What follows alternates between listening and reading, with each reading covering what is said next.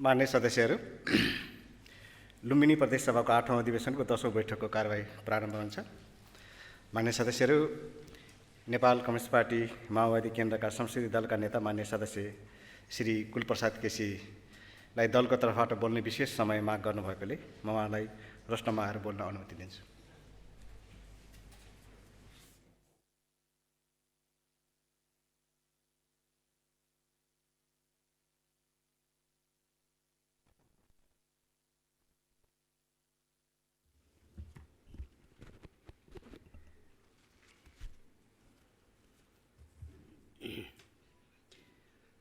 माननीय सभामुख महोदय, बर्खे अधिवेशनको यो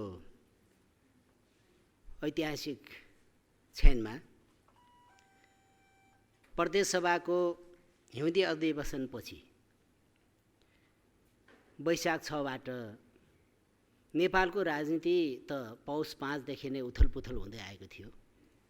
वैशाख 6 गतेदेखि हाम्रो प्रदेशमा पनि नयाँ ढङ्गको राजनीतिक उथलपुथल भएको छ। अफसोस हामीले यो प्रदेशको उन्नति, यो प्रदेशको सिस्टमलाई नमुनायोग्य बनाउनका निम्ति जो प्रयत्न गरेका थियौँ, आज आउने बेलामा सबैभन्दा यो प्रदेशकै नकारात्मक टिप्पणी सुन्दा सबैलाई यो प्रदेश सभा, प्रदेशको सरकारको, प्रदेशका राजनीतिक दलको, प्रदेशका जनताको पनि शिर निहुरिने स्थिति बनेको छ। त्यसैले यो परिवर्तन जसरी भयो त्यसको मुकाम किल्ला पनि यही प्रदेश हो र यो संविधानका हरेक हरफमा, यो परिवर्तनको हरेक हरफमा कसैले पनि बिना पूर्वाग्रह नेपालको जनयुद्धको भूत रगतका थोपाहरू छन्। नेपाल राष्ट्र परिवर्तनमा पनि छ र यो संविधानका हरेक हरफमा त्यहाँ छन्। त्यसैले सामान्य राजनीतिक हेरफेरमा यति ठुलो परिवर्तन, यति ठुलो इतिहासको हेरफेर सजिलै कसैको आकाङ्क्षा आज कुन ठाउँमा छ भन्ने विषयले निर्धारण गर्दैन। योभन्दा अगाडिको मुलुकको भविष्यको निम्ति कसले नेतृत्व गर्ने भन्ने ठुलो यक्ष प्रश्न आज नेपाल, नेपाली जनता, नेपालको सार्वभौमिक सत्ता, लोकतन्त्र र संविधानको संरक्षणको बारेमा टिप्पणीहरू चलिरहेका छन्। र आज मैले यो विशेष समयलाई सबैलाई एउटा सम्भावना जस्तो, सबैले एउटा प्रतिबद्धता व्यक्त गर्नुपर्ने र कुनै पनि मानेमा लोकतन्त्रमाथि हमला, संविधानमाथि हमला र राष्ट्रमाथि हमलालाई किमार्थ स्वीकार्न सकिँदैन भन्ने एउटा सन्देश दिनको निम्ति पनि अब लुम्बिनी प्रदेशको यो सभाबाट र यो सभाको सञ्चालनबाट अगाडि जानेछ भन्ने मैले विश्वास लिएको छु। हामी सबैलाई थाहा छ, वृहत शान्ति सम्झौता, 7 राजनीतिक समूह र नेपाल कम्युनिस्ट पार्टी माओवादीले मुलुकको एउटा डिजाइन गरेकी हुन्। तपाईहरू सबै, हामी सबै जानकार नै छौँ, विभिन्न तहमा आफ्ना भूमिका खेले होला। आज यो शान्ति सम्झौताका नायक गिरिजाप्रसाद कोइराला स्वर्गवास हुनुभएको छ र सुशील कोइराला अर्को हस्ताक्षरकर्ता जीवित हुनुहुन्न। अरू सबै राजनीतिक पार्टीका नेताहरू अहिले जीवितै हुनुहुन्छ। बरु त्यो हस्ताक्षर गर्ने बेलामा हस्ताक्षरकर्ताको भूमिकामा नभएका साथीहरूको ईर्ष्या हो भने एउटा ठुलो समीक्षाको स्थिति बनेको छ। हस्ताक्षर गर्ने बेला अर्कै नेतृत्व र अहिले कार्यान्वयन गर्ने बेला अर्कै नेतृत्व भएको फरकका कारणले हो या के हो, आज मुलुक एउटा संवेदनशील मोडमा आइपुगेको छ। लोकतन्त्र एउटा ठुलो धरापको नजिकमा आइपुगेको छ र सङ्घीयतामाथि बार हमला भएको छ र प्रदेश सभाले यसको सामना गर्ने कुरा ड्युटी हो, किनकि यो पहिलो संरचना हो, मुलुकको इतिहासको पहिलो संरचना हो। त्यस अर्थमा हाम्रा राजनीतिक स्वार्थलाई एकचोटि बुटमुनि कुल्चिएर फेरि माथिबाट आफ्नो लोकतान्त्रिक संस्कार, यो पद्धति, हामीले बनाएको संविधानका अक्षरश भावनाहरूको मृत्यु नहोस् भन्ने कुरामा नै सजग रहनुपर्छ। मैले यही सन्देश र अपिलको निम्ति पनि म हाम्रो दलको तर्फबाट म उपस्थित भएको छु। र संविधानमा एउटा जानी राखेको शब्द हो। आज कसैले बङ्ग्याएर बङ्ग्याउनुको कुनै तुक्रो अर्थ छैन। सहकार्य, सहअस्तित्व र सहभरणका साथ समन्वय गरेर जाने भन्ने नै हो त्यसको स्पिरिट। यो गरेर मात्रै मुलुकको रक्षा हुन्छ भन्ने कुरा एकदम संविधानको त्यो हरफमा हेर्नुभयो भने सबैलाई जानकार छ। आज संविधानको धाराहरू एउटा सत्ता पक्षले बुझ्ने बेलामा एक ढङ्गले बुझ्ने, प्रतिपक्षले बुझ्दाखेरि अर्को ढङ्गले बुझ्ने किन भयो? यस्तो पनि हुन्छ। 1 देखि 7 सम्मको धाराहरू चाहे सङ्घको सरकार निर्माणको प्रश्नमा होस्, चाहे प्रदेशको 1 देखि 7 सम्मका उपधाराहरूमा त्यसको परिकल्पना कहीँ पनि विघटन र मध्यावधि भन्ने हुँदै होइन। यदि यस्तो भ्रम मुलुकलाई दियौँ भने हामीले बनाएको संविधानको ठुलो उपहास र त्यसको चाहिँ हाम्रो चाहिँ बदनाम हुन्छ। त्यो गर्ने राजनीतिक पार्टी नेस्तनाबुद नै हुन्छ, त्यो अगाडि जान सक्दैन। किनकि त्यो गर्ने बेला सबै राजनीतिक पार्टी सहमत हुनुहुन्छ। एकमा बनाउँदाखेरि तपाईहरु सबैलाई कण्ठस्थ छ। यहाँ अपव्याख्या मैले सुनिराखेकै पनि छु। दिग्गज त्यसबेला बनाउने कार्यदलमा बसेका साथीहरूले पनि त्यस्तो भन्दाखेरि दुःख पनि लागेको छ। एकले परिकल्पना के गरेको छ भने प्रष्ट 1 को संसदको तल होस् माथि एउटै छ हरफ हेर्नुभयो भने बहुमत भन्छ। संसदको बहुमत भन्नाले मैले बुझेको यदि संविधानमा रङ छैन भने त्यसको संख्या जति निर्धारण गरेको छ संविधानले त्यसैको प्रष्ट बहुमतलाई बुझाउँछ। एक को दावा गर्दाखेरि तर संसदको कायम संख्या भन्थ्यो नि, नत्र कायम संख्या बोकेर वैधानिकताको वकालत गर्दै हिँडेका छौँ भने संविधानको हामीले धज्जी उडाउँदैछौँ कि त्यसको परिपालना गर्दैछौँ, यो ठुलो बहस हुँदैछ। हुन्छ तपाईले संविधानको यति प्रतिबद्ध छौँ भने संसदको भन्ने छ शब्द, त्यहाँ संसदको कायम संख्या भनेको भए अर्को अर्थ लाग्छ। त्यसैले कमा फुलिस्टपको पनि ठुलो सङ्घर्ष सहमति भएको कुरा चाहिँ हामी अनभिज्ञ छैनौँ। तर आज हाम्रा राजनीतिक स्वार्थका कारणले त्यसलाई आफ्नो जो व्याख्या गर्न खोज्दैछौँ यो व्याख्या चाहिँ गलत ठाउँमा जान्छ। अहिले आफ्नो सत्ता स्वार्थ पुरा गर्नको निम्ति प्रयोग गरिएको छ भने पनि भोलि संविधान प्रयोग गर्ने बेलामा यो नजिरले यो संविधानलाई कमजोर बनाउने, सङ्घीयता राष्ट्रियता सबैलाई कमजोर बनाएर नेस्तनाबुद गराउने बाटो मात्रै हुन्छ। सत्तामा आउने र जाने भन्ने कुरा धेरै ठुलो विषय होइन। तर हामीले यत्रो बलिदान त्याग तपस्याबाट प्राप्त गरेको उपलब्धिमाथि हमला गर्न पाइँदैन। यो कसैले हमला गर्यो भने पनि तपाईँ हामी जीवितै छौँ, साँच्ची नै छौँ। हामी त आफै लडाइँ लडेरै लिएको व्यवस्था भएको हुनाले फेरि देशमा चाहिँ एउटा ठुलो आँधी बेह्री आयो भने त्यो पार्टीको इतिहास 46 सालमा हामी विद्यार्थी आन्दोलनमा दाङको क्याम्पसमा पढ्ने बेलामा चैत 23 गतेसम्मको मण्डलेको जगजगी र 26 गतेदेखि मण्डलेको भागाभाग जस्तरी भएको थियो। यस्तै हुनु बेर छैन राजनीतिक पार्टीले राम्रोसँग सोचेन भने। आज देश 2 ध्रुवमा बाँडिएको छ। सत्ता वरिपरि एक ध्रुव र सत्ताको विपरीत अर्को ध्रुव र त्यही पार्टीभित्रमा पनि ध्रुव भइयो। यो किन भयो? यो मजाक होइन, यो इतिहासको निम्ति भयङ्कर नजिर हुन्छ। त्यसैले मैले भन्न खोजेको कुरा के हो भने संविधानको भावनाको अक्षरश पालना गरौँ र हाम्रो सहकार्य सहमतिबाट जाने संस्कारलाई लोकतान्त्रिक उन्नत संस्कार भनेको परम्परागत संसदीय व्यवस्था होइन, यो समाजवाद उन्मुख लोकतान्त्रिक व्यवस्था हो भनेर संविधानको प्रस्तावनामा किन लेख्यौँ भन्दाखेरि यसको संस्कार राम्रो बनाऊ भन्ने हो। तर आज विडम्बनापूर्ण ढङ्गले जो राजनीतिक यात्राको मूल सहर यात्री र सारथीहरू यसका विरुद्धमा ठुलो गठबन्धन बनाएर घेराबन्दी गर्नुपर्ने र जसले कुर्सी जसको काँधमा टेकेर कुर्सीमा गयो उसले चाहिँ विस्मृतिमा गइसकेका शक्ति र ताकतलाई बोकेर मुलुकमाथि चाहिँ धावा बोल्ने, संविधानमाथि धावा बोल्ने भयो भने यो व्यापार नगरौँ।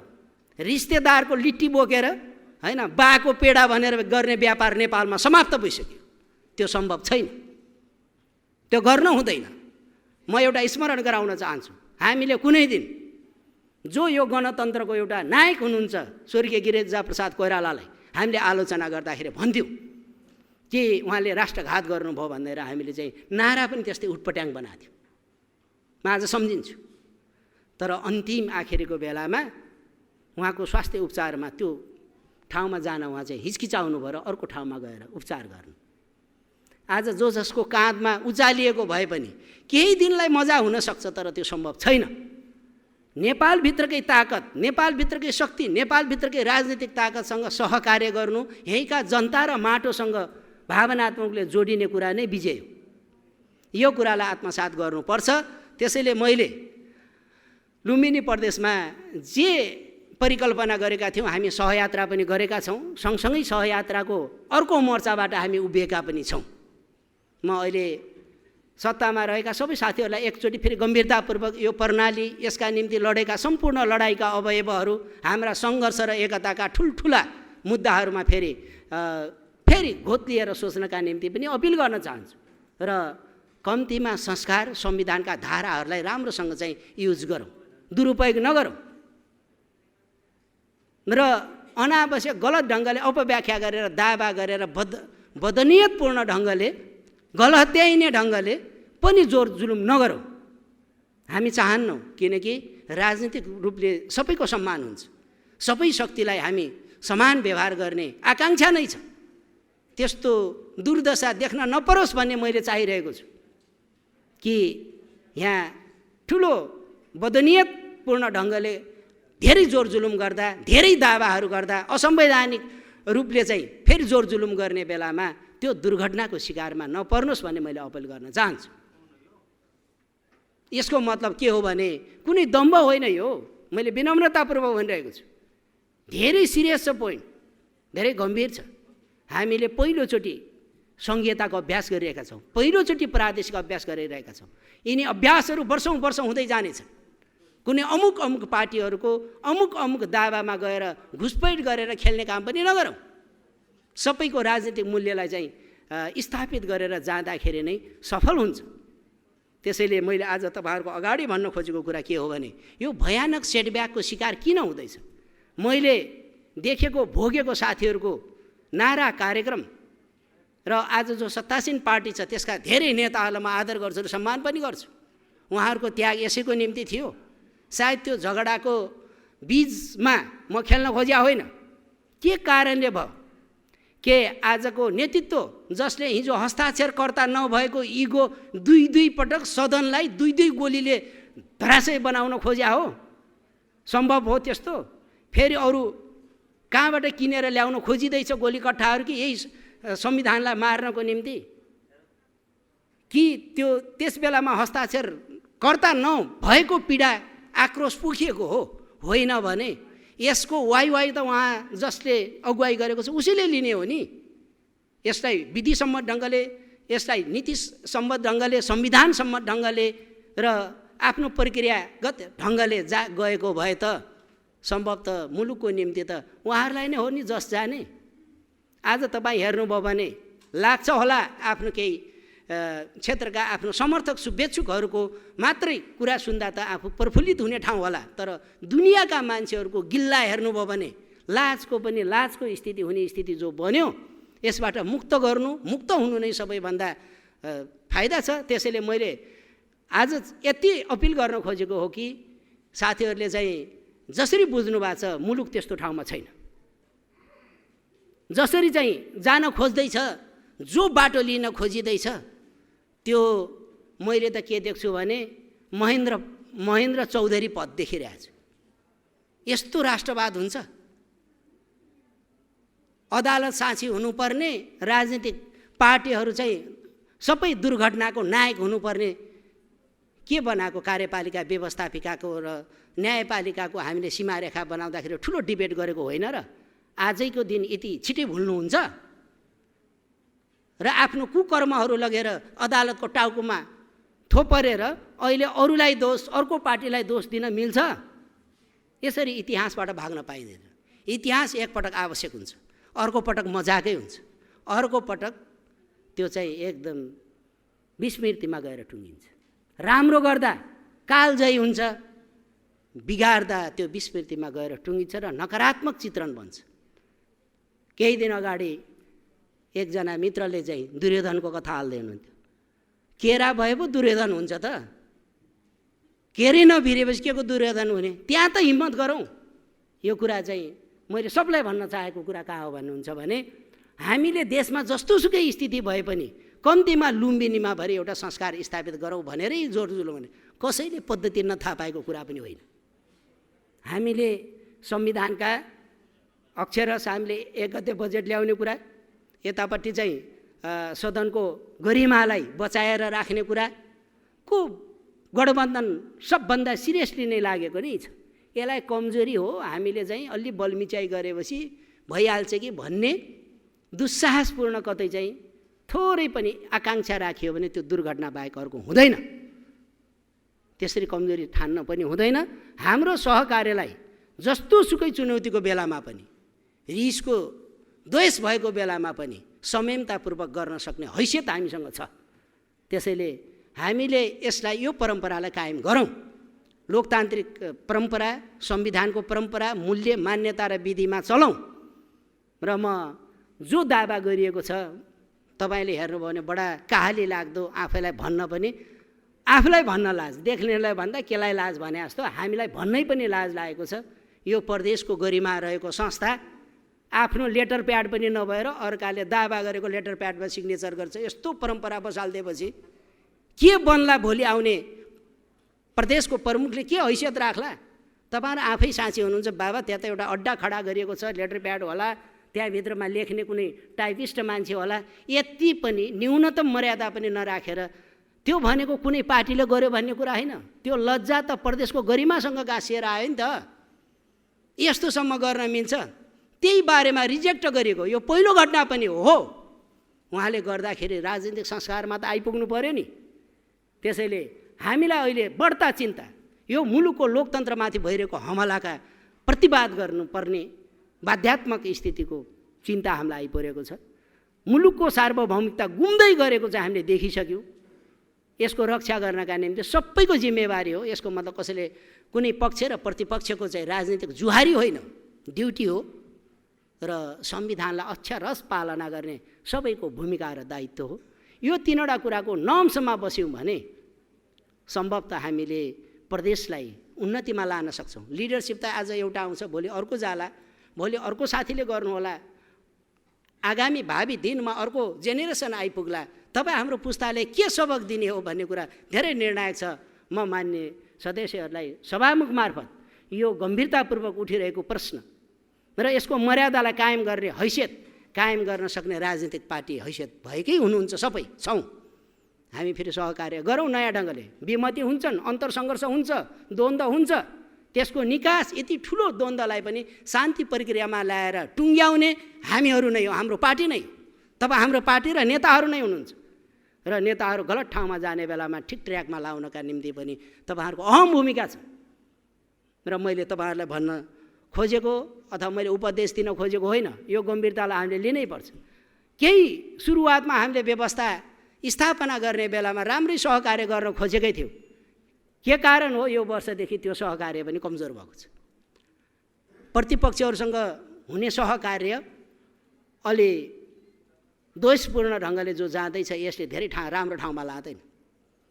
प्रणालीकै हिसाबले गर्नुभयो भने तपाईँ अर्थ विधेयक जस्तो, अर्थ बजेट जस्तो विषय मुलुकको जनताको पसिना, खुन र त्यसबाट सञ्चित रकमबाट हामीले विनियोजन गर्ने कुरा कति संवेदनशील कुरा हो। होला कुनै पार्टीको दबावका हिसाबले आफ्ना वरिपरि चाहिँ केन्द्रित गरौँ भन्ने त लाग्छ होला, तर सिस्टमले त्यो दिँदैन। नाङ्गै आउँदाखेरि त त्यसले त राम्रो गर्दैन।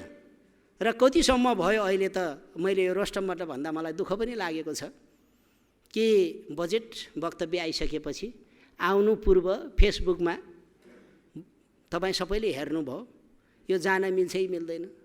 आइसकेपछि पिजन हलमा पहिला माननीयको हातमा नपरेर वेबसाइटबाट प्रचार गर्न मिल्छै मिल्दैन। यही हो सिस्टम चलाउने, सरकारलाई यही हो सफल बनाउने तरिका, यही हो सरकारी सिस्टम। यो त नहुनु मजाक भयो, राम्रो भएन, यो सिस्टम चाहिँ गलत भयो। 2-3वटा वर्षहरू त्यो हामी बसेको कारणले भने होइन, त्यो एउटा पद्धतिमै राखिएको थियो।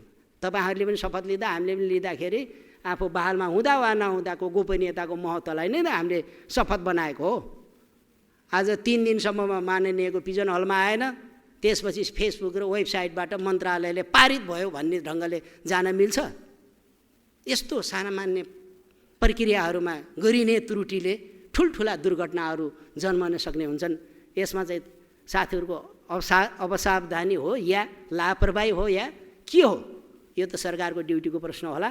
त्यसैले मैले अहिले तपाईँहरूसँग धेरै लामो कुरा राख्न चाहेन कि सदनमा मैले धेरै लामो समयदेखि सबै पक्ष विपक्षमा आएका मतहरू सुने। अझ सृजनात्मक रूपले जानका निम्ति आह्वान पनि गरिन्छ, तर आफ्नै कुरा जसरी राखियो यो गर्न हुँदैन। विकृति केन्द्रबाट अहिले केन्द्रीय सरकारको नेतृत्वको हुबहु फोटोकपी गर्न खोजियो भने त्यो दुर्घटनाको बोमर्याङमा पर्ने सम्बन्धित पार्टी नै हुन्छ। त्यस्तो नहोस्, तपाईँहरू अलि सृजनात्मक रूपले सोच्ने हुनुहोस्। गठबन्धनले पनि त्यो सोच्छ। त्यसैले मैले आज तपाईँहरूसँग भन्न खोजेको कुरा के हो भने यो छलफल गर्दै जाउँ। हाम्रा सहमति र विमतिहरू चाहिँ हामीले चाहिँ आफ्ना राइटबाट व्यक्त गर्ने नै छौँ। हाम्रा भोटिङ राइटबाटै व्यक्त गरौँला, हाम्रो वैधानिकताको पनि भोटिङ राइटबाटै नै टुङ्ग्याउँला।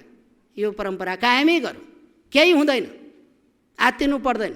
जो रहन्छ त्यसले देखाउने संस्कारको पनि अबलो परीक्षा नै हुन्छ। त्यसैले एउटा बिना संसार घुम्दैन भन्ने भ्रममा छौँ भनेदेखि त्यो गलत हो। जहाँ पनि त्यहाँभित्रको आफ्ना मूल्यहरू हुन्छन्, मूल्यलाई स्थापित गरौँ। साझा मूल्य हुन्छ, एउटा पार्टीगत मूल्यहरू हुन्छन्। अहिले पार्टीगत मूल्यलाई राजकीय मूल्यमा बदल्न खोज्दाखेरि आएको दुर्घटना हो। आफ्ना व्यक्तिगत आकाङ्क्षाहरूलाई राजकीय आकाङ्क्षामा बदल्न खोज्दाखेरि आएको दुर्घटना। यो दुर्घटना हामीलाई राम्रो लाभ पनि छैन। कसैको पार्टीमा आएको झगडा हामीलाई खुसीको विषय होइन। लोकतन्त्रमा पार्टीहरू मजबुत हुँदा धेरै राम्रो हुन्छ भन्ने हो। तर देश त सिद्धियो, संविधान त सिद्धियो, लोकतन्त्र त सिद्धियो। आफ्नै पार्टी सिद्धियो र आफै सिद्धिँदासम्ममा पनि बाँसुरी बजाएर बस्ने यो कस्तो संस्कारबाट आयौँ, हामीले के नेता जन्मायौँ, एकपटक सबैले समीक्षा गर्ने बेला भयो कि भन्ने मलाई हो। त्यसको मतलब अपमान गर्नुपर्छ भन्ने होइन, गलत ठाउँमा औँला ठडाउने एउटा असल नेताहरूको ताती चाहियो तल। त्यसैले मैले अहिले भन्न खोजेको कुरा के हो भने संविधानको धारा 1 अनुसार जो दाबी भएको छ त्यो चाहिँ मेरो तर्फबाट, मेरो बुझाइमा त्यो गलत नै छ। जति सङ्ख्या हो त्यो सङ्ख्यालाई त्यही रूपमा परिभाषित गर्नु नै राम्रो हुन्छ। 2 मा एउटा प्रक्रिया छ, 3 को एउटा प्रक्रिया छ, 4 को एउटा प्रक्रिया छ। यो फेरि चाहिँ फड्के खेल पनि होइन। त्यसैले नेपाल कस्तो हुन थाल्यो भने गाउँघरमा भन्छन् नि, डर लाग्दा झगडिया, टिट लाग्दा बिचारी होला भन्ने पिर भइसक्यो। तपाईँले हेर्नुभयो भने यत्रो शान्ति प्रक्रिया, यत्रो संविधान निर्माताको ठुलो एउटा ताती प्रतिपक्ष गठबन्धनको ठुलो मोर्चा सम्हालेर बसिरहेछ। यो चान्चुने कुरा होइन। र एउटा हिस्सा जो त्यहाँभित्र डिभिजन छ, जसले यो ठिक छ र बेठिक छ भन्ने बहस नै हो। ठिक भयो र सत्यानाश भयो भन्ने बहस नै चलिरहेकै छ।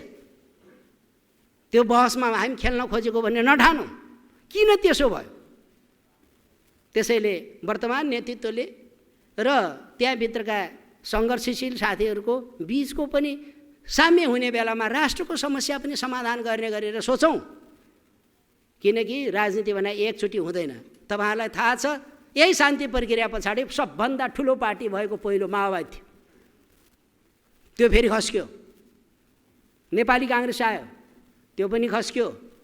अहिले फेरि गठबन्धनसहित नेकपा एमाले जो अहिले नेतृत्व गरिरहेको पक्ष छ, यसको उदय भयो। त्यसका पनि केही कारणहरू छन् उदय हुनसँग। र जति मन्जिलमा मान्छे पुग्छ, राम्रोसँग सञ्चालन गर्न जानेन भने त्यति डरलाग्दो गरी पछारिन्छ। त्यसैले यो ओह्रालो लागेको स्थितिलाई पनि सम्हाल्नका निम्ति पनि केही त्याग र सेक्रिफाइस चाहिन्छ।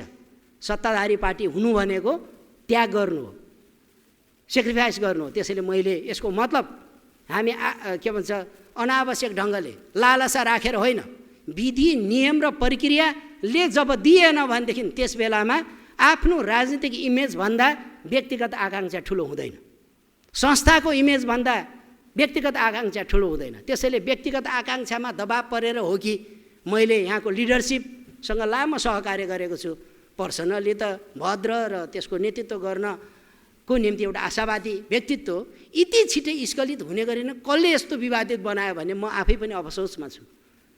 हाम्रो त्यहाँ सल्लाह पुगेन कि सम्बन्धित साथीहरूको, होइन? त्यसैले हामी प्रक्रियामा जाउँ। प्रक्रियामा जाने कुराले नै राम्रो गर्छ, त्यसले नराम्रो गर्दैन। किनकि हामी यो यो कार्यकाल सँगै गुजार्ने नै छौँ। त्यति मात्र होइन, फेरि अर्को सन्ततिको निम्ति हाम्रा सकारात्मक जिम्माहरू छोडेर नै जानेछौँ। त्यसैले मैले आज सभामुख मार्फत प्रदेश सभाको यो बजेट सेसन जो चाहिँ छलफल चलिरहेछ, छलफल गरौँ। यो बजेट अहिले चाहिँ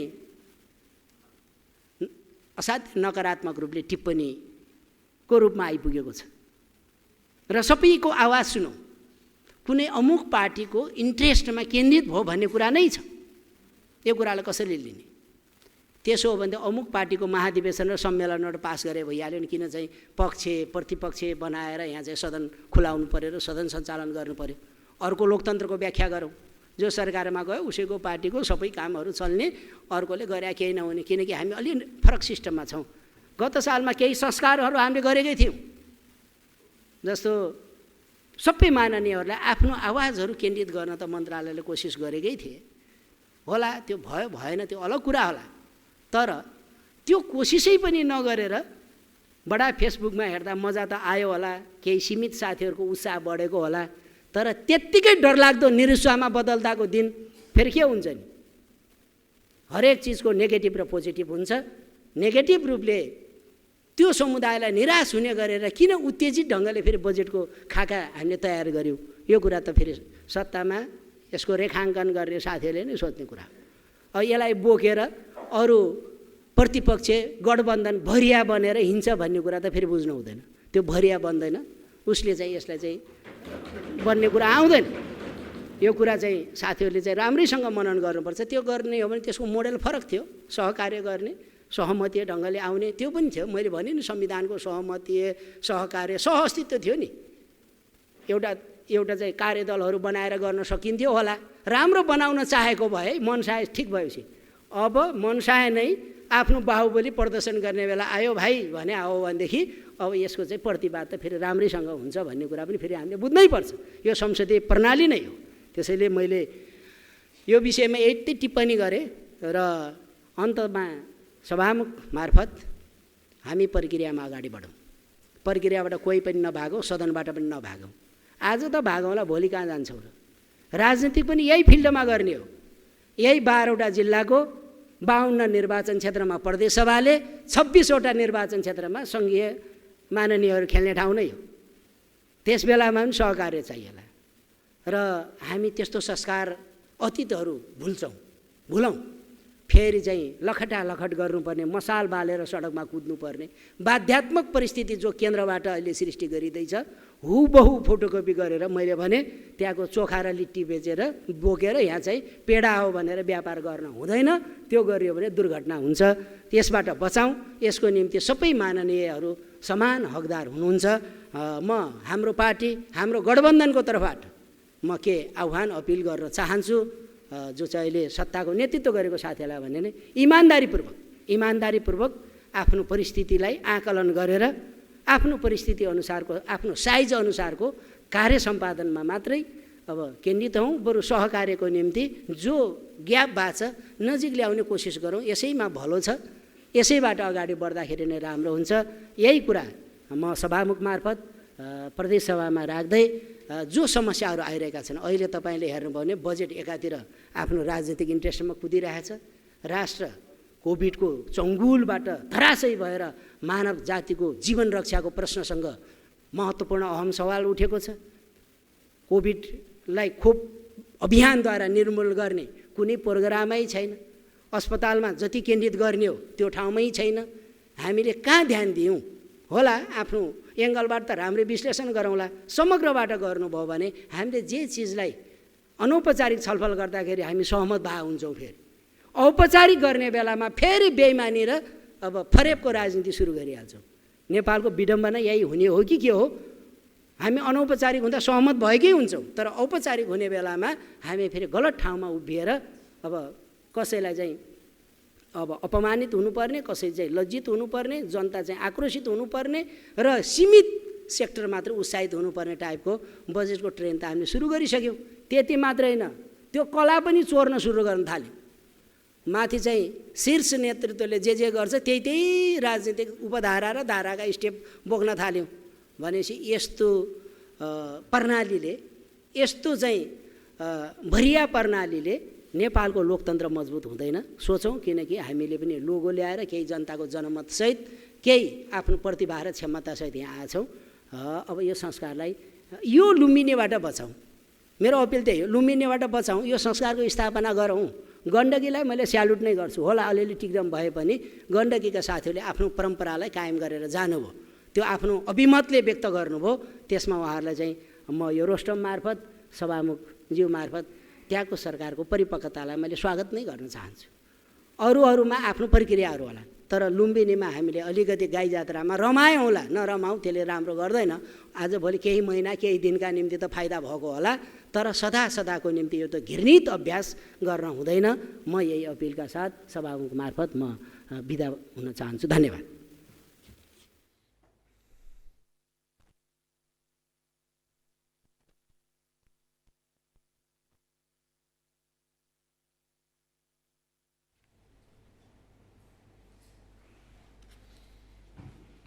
मान्य सदस्यहरू,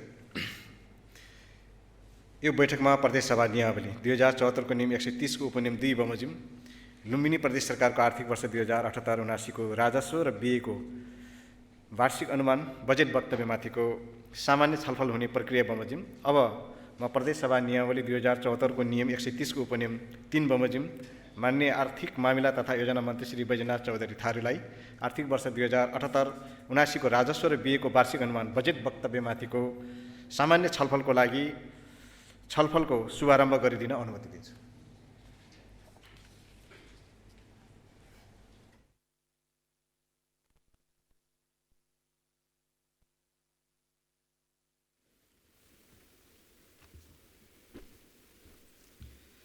माननीय सभामुख महोदय,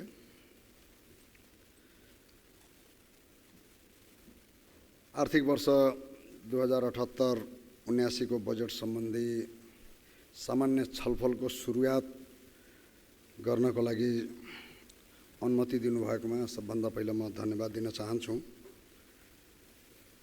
आर्थिक वर्ष 2078-79 को लागि 40 अर्ब 95 करोड 97 लाख बराबरको बजेट प्रस्तुत गरिएको छ र उक्त बजेट चालू आर्थिक वर्षको तुलनामा 4 अरब 60 करोड 72 लाख अर्थात् 12.67% चाहिँ बढी हो र यस प्रकार बजेटको आकार बढ्नुको कारणहरूको बारेमा मैले संक्षिप्तमा केही कुराहरू राख्न चाहन्छु।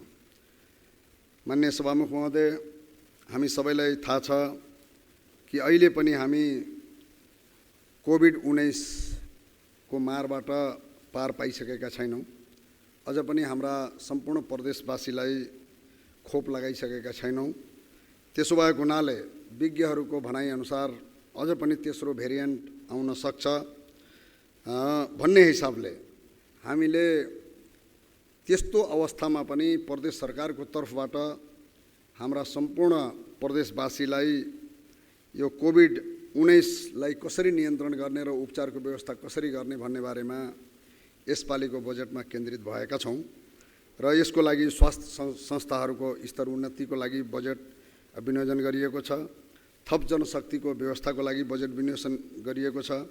त्यस्तै टेस्ट किट र यो पीसीआर टेस्टको दायरालाई बढाउनको लागि उपकरण खरिद गर्नेदेखि लिएर त्यसको व्यवस्थापनमा अब खर्च गर्ने भनेर बजेट विनियोजन गरिएको छ र त्यस्तै खोप व्यवस्थापनको लागि थप जनशक्ति ढुवानी तथा अन्य व्यवस्थापनको लागि पनि बजेटमा व्यवस्था गरिएको छ र कोभिड-19 सरकारी अस्पतालमा निःशुल्क नै उपचार गर्ने भनेर बजेटको व्यवस्था हामीले गरेका छौँ र त्यस्तै सिमानामा होल्डिङ सेन्टर, किन भन्दाखेरि अब यो हाम्रोमा मात्रै तेस्रो भेरिएन्ट होइन, इन्डियामै पनि तेस्रो भेरिएन्ट आउँछ भन्ने कुरा जुन एउटा अनुमान गरिएको छ, त्यसो भएको हुनाले हामीले सिमानामा पहिलाको भन्दा अझ थप होल्डिङ सेन्टरलाई व्यवस्थापन गर्ने भनिएको छ र त्यस्तै पालिका स्थित चाहिँ आइसोलेसन सेन्टरका लागि स्थानीय तहको लागि पनि थप स्रोतको व्यवस्थापन गरिएको छ।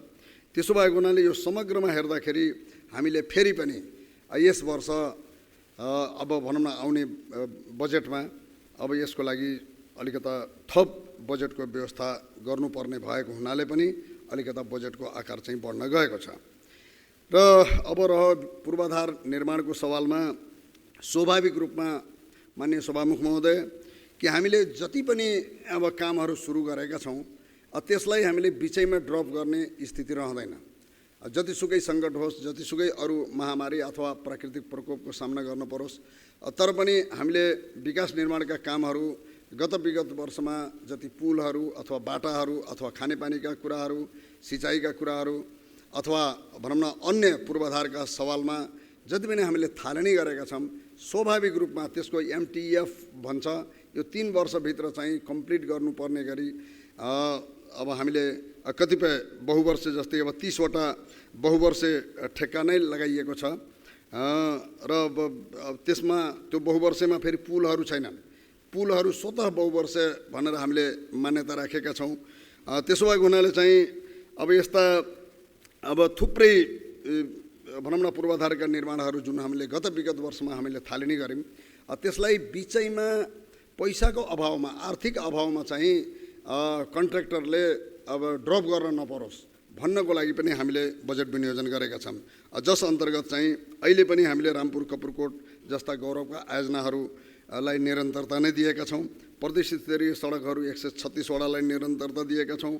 प्रदेश क्षेत्र स्तरीय 114 वटालाई निरन्तरता नै दिएका छौँ र पालिका जोड्ने 30 वटा जुन ठेक्का लगाइसकिएको थियो, यद्यपि यो वर्षदेखि अब अहिले सङ्घीय सरकारलाई हामीले अब जिम्मा दिएका छौँ अब बाँकी पालिका पहुँच मार्गहरू, तर जुन पालिका पहुँच मार्गमा पहिलेदेखि नै ठेक्का लागेको छ त्यसलाई ठेक्कासहित हस्तान्तरण गर्न नमिल्ने भएको हुनाले त्यसको लागि त्यसलाई पूर्णता दिने गरी नै बजेट विनियोजन गरिएको छ। त्यस्तै अब सीमा सडकहरू 18 वटा हामीले जुन थालनी गरेका थियौँ त्यसलाई कम्प्लिट गर्नको लागि 34 करोड 38 लाख रुपियाँ फेरि पनि अब विनियोजन गरिएकै छ र त्यस्तै सडक पुलहरूको सन्दर्भमा चाहिँ 130 वटा अब सडक पुलहरू 130 वटा सडक पुलहरू हामीले थालनी गरेका छौँ अहिले चालु आर्थिक वर्षमा। अब जसमध्ये अब सङ्घीय सशर्त अनुदान 27 वटा र प्रदेशको तर्फबाट 103 वटा हामीले थालनी गरेका छौँ। त्यो 130 वटा मध्ये अब यस वर्ष पनि अब केही अब कम्प्लिट हुने अवस्थामा छन् र अर्को वर्ष चाहिँ त्यसलाई 83 वटा पुलहरू 130 वटा जुन हामीले सडक पुल अहिले थालनी गरेका छौँ त्यसलाई आगामी वर्षको बजेट सम्पन्न हुँदाखेरि 83 वटा पुल हामीले उद्घाटन गर्ने चरणमा पुर्याउँछौँ भनेर पनि त्यस हिसाबले बजेट विनियोजन गरिएको छ र त्यस्तै चाहिँ अब 13 वटा झुलुङ्गे पुलहरू पनि हामीले आगामी वर्षको बजेट अब कार्यान्वयन गर्दाखेरि 13 वटा झुलुङ्गे पुल पनि हामीले कम्प्लिट गर्छौँ र त्यस्तै चाहिँ अब सिँचाइमा स्वतः सिँचाइको कुरा गर्ने हो भने 3500 हेक्टर त्यसमा अब थप सिँचाइ गर्ने गरी यो चालु आर्थिक वर्षमा भनौँ न हामीले त्यति थप्दैछौँ र त्यस्तै ग्राउन्ड वाटर को कमान्ड एरिया 1200 हेक्टर चाहिँ यही चालु आर्थिक वर्षमा हामी थप्दैछौँ र त्यस्तै अब खानेपानीको सवालमा चाहिँ अब सङ्घ प्रदेशको तर्फबाट 3 अरब 76 करोड स्रोत परिचालन भयो जसले गर्दाखेरि 22,000 घरधुरीलाई यो चालु आर्थिक वर्षमा यो असाढ मसान्तभित्र चाहिँ 22,000 घरधुरीलाई अब थप चाहिँ धारा जडान गर्ने भनौँ न जडान गर्दैछौँ र त्यस्तै आवास जनता आवासको कुरा गर्ने हो भने 1260 वटा यो चालु आर्थिक वर्षमा चाहिँ अब कम्प्लिट हुँदैछन् र त्यस्तै शिक्षाको सवालमा चाहिँ अब नमुना विद्यालय 12 वटा कम्प्लिट हुँदैछ। नर्सको व्यवस्था सहितको 36 वटा अब विद्यालयमा हामीले 36 वटामा नर्सको व्यवस्थापन गर्दैछौँ र त्यस्तै 24 वटा विद्यालयमा भवन निर्माण गर्दैछौँ, 110 वटामा शौचालय निर्माण गर्दैछौँ, 46 वटामा कम्पाउन्ड वाल निर्माण गर्दैछौँ, सीमा क्षेत्र विद्यालयमा 42 वटामा पूर्वाधार सुधार हुँदैछ, विज्ञान प्लानेटोरियम 2टा विद्यालयमा कम्प्लिट हुँदैछ, मुस्लिम छात्रावास 3 वटा विद्यालय यो चालु आर्थिक वर्षमै कम्प्लिट हुँदैछ र यो चालु आर्थिक वर्षभित्र चाहिँ 4675 जना छात्रालाई जसमा चाहिँ मुक्त कमलहरी र मुस्लिम र दलित छात्राहरूलाई 4675 जनालाई हामीले छात्रवृत्ति यही आर्थिक वर्षमा हामीले कम्प्लिट गर्दैछौँ र आगामी वर्षको बजेट कम्प्लिट हुँदाखेरि अब कालोपत्र चाहिँ 161 किलोमिटर कालोपत्र हामीले थप्दैछौँ र त्यस्तै 668 किलोमिटर स्तरोन्नति हुँदैछ। पालिका पहुँच मार्ग 15 वटा त उद्घाटनै गर्दैछौँ र त्यस्तै सतह सिँचाइ योजनामा आगामी वर्षको बजेट कम्प्लिट हुँदाखेरि 8,000 हेक्टर हामीले थप चाहिँ अब कमान्ड एरिया बढाउँछौँ। ग्राउन्ड वाटरमा 3,500, दुइटै गर्दाखेरि 11,500 हेक्टर हामीले सिँचाइ सुविधा थप अब कमान्ड एरिया 11,500 हेक्टर चाहिँ कमान्ड एरिया यसको बढाउँदैछौँ। र खानेपानी चाहिँ आगामी वर्ष हामी 97%, यो वर्ष कम्प्लिट गर्दा 95 छ भने अब आगामी वर्ष चाहिँ 97% अथवा 2% चाहिँ अब थप कभरेज खानेपानीमा हुँदैछ। र जनता आवास आगामी वर्ष 840 परिवारलाई थप सुविधा चाहिँ हुन्छ। र अस्पतालको सवालमा चाहिँ सबै जिल्लामा 50 शय्याको सञ्चालनमा आउनेछन् भन्ने कुरा म यो चालु आर्थिक वर्ष र आगामी आर्थिक वर्षमा बजेट कार्यान्वयन हुँदाखेरि अब यति हाम्रो चाहिँ परिणात्मक उपलब्धि हुनेछन् भन्ने मैले जानकारी गराएँ। माननीय सभामुख महोदय, म यो गरिमामय सदनमा यसपालि चालु आर्थिक वर्षको यो पुँजीगत खर्च र चालु खर्चको बारेमा यो 24 गतेसम्म लुम्बिनी प्रदेशमा कति भयो भन्ने बारेमा पनि आज म जानकारी दिन चाहन्छु। र समग्रमा भन्ने हो भने पुँजीगत खर्च चाहिँ 84.47% चाहिँ यो 24 गतेको यो पुँजीगत खर्चको प्रगति हो। र टोटलमा चालु र पुँजीगत दुइटै मिलाउँदाखेरि 79.6% चाहिँ हामीले पुँजीगत खर्च यो 24 गतेको रेकर्डले बताइरहेको छ। र अझै हामीसँग 1 हप्ता बाँकी छ र मलाई लाग्छ यो 1 हप्तामा चाहिँ यो 90+ गर्छ समग्रमा। र जसमध्ये सबभन्दा धेरै बजेट भएको र पूर्वाधार निर्माणमा अब भनौँ न भौतिक पूर्वाधार मन्त्रालयकै योगदान धेरै भएको हुनाले यसको मात्रै हेर्नु भने पुँजीगत खर्चमा 93.82% 24 गतेसम्म नै यसको प्रगति आइसकेको छ, पुँजीगत खर्चको प्रगति। र मलाई लाग्छ अब गर्वका साथ मैले भन्नुपर्छ कि लुम्बिनी प्रदेश जतिको 93.82 24 गतेको हिसाब हेर्दाखेरि जुन हामीले पूर्वाधारको सवालमा यो भनौँ न पुँजीगत खर्च गरिएको छ, मलाई लाग्छ बाँकी 6वटा प्रदेशमा कसैले पनि, म त दावाका साथ भन्छु 90 क्रस कसैले पनि गर्न सक्दैन।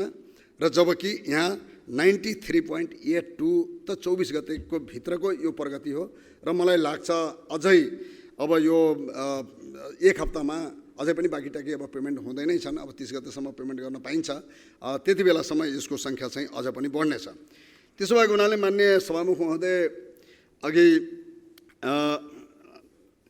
हाम्रा प्रतिपक्षी दलका नेता कुलप्रसाद केसीजीले शिर निहुराउने गरी यो लुम्बिनी प्रदेशले काम गरेको छ भन्ने जुन टिप्पणी गर्नुभएको छ, म गर्वका साथ भन्छु लुम्बिनी प्रदेशले यो पुँजीगत खर्च गर्ने सवालमा, सुशासनको सवालमा अथवा सिस्टम बसाल्ने सवालमा कहाँनिर शिर निहुराएको छ।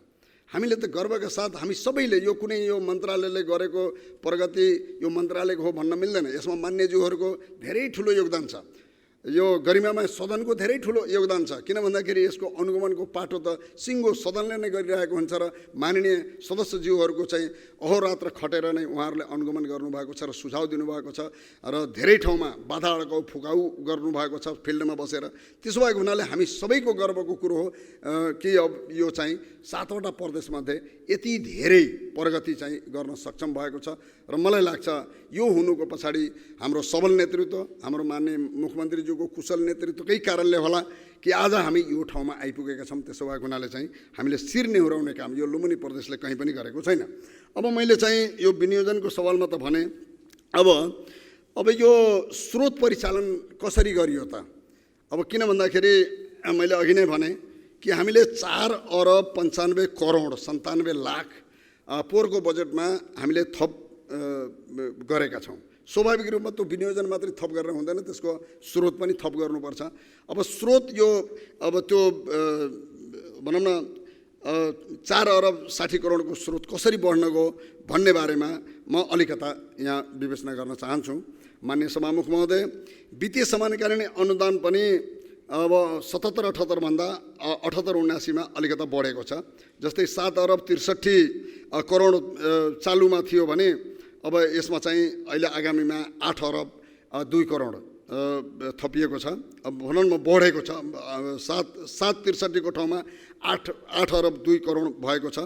सशर्त अनुदान पनि थपिएको छ। सशर्त अनुदानमा चाहिँ चालुमा चाहिँ 5 अरब 81 करोड थियो भने अहिले 6 अरब 23 आगामी वर्षको लागि चाहिँ 6 अरब 23 करोड सशर्तमा आएको छ।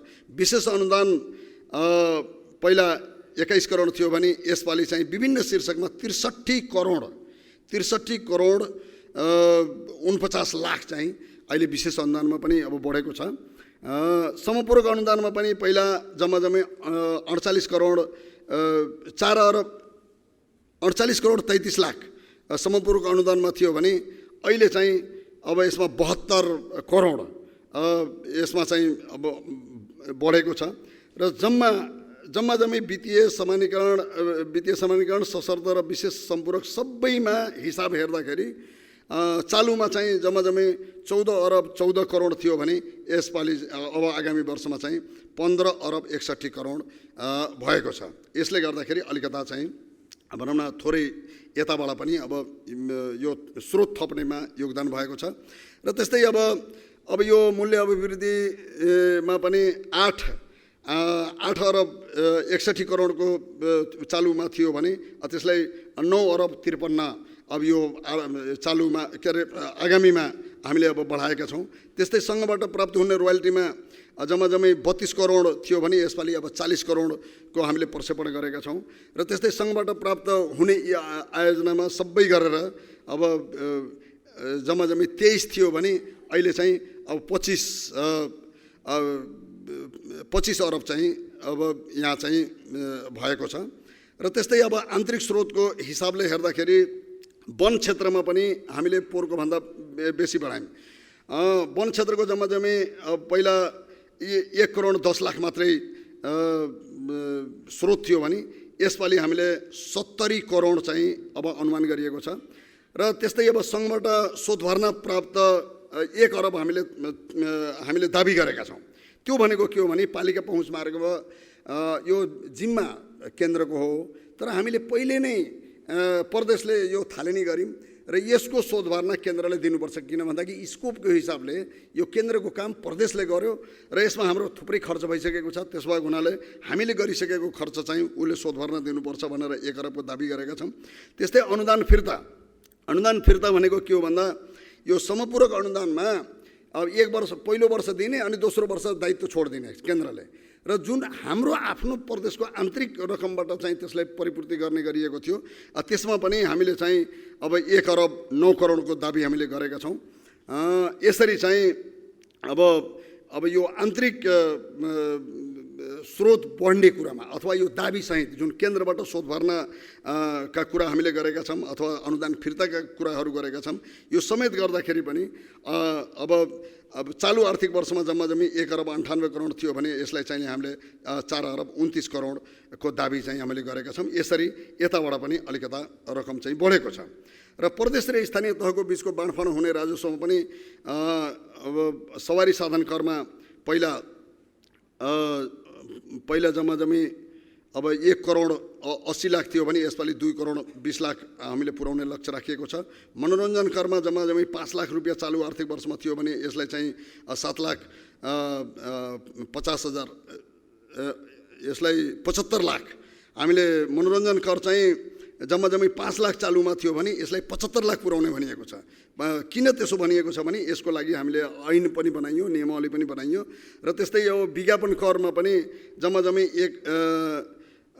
12 लाख चालुमा थियो भने अब यसलाई चाहिँ अब 1 करोड हामीले पुर्याउने भनिएको छ। त्यस्तै अब 72-72 को बिक्री आयमा पनि जम्मै पहिला अब 50 करोडको कुरा थियो भने यसपालि हामीले 60 करोड पुर्याउने भनिएको छ। र त्यस्तै घर जग्गा रजिस्ट्रेसनमा अब पहिला नियम बनेको थिएन र जसको कारणले गर्दाखेरि अलिकता यो डिफरेन्स वास्तविक बजार मूल्य र अब त्यो तोकिएको उसमा चाहिँ अलिक फरक थियो। तर यसपालि नियम बनाएको हुनाले हामीले लाग्छ अब यसपालि भनौँ न अलिकता बढ्छ।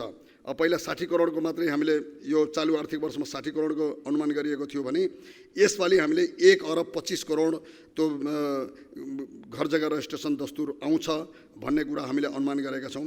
अब यसरी अब 2 अरब 90 करोडको ठाउँमा चाहिँ 4 अरब यहाँ आउँछ भन्ने कुरा हामीले अनुमान गरेका छौँ।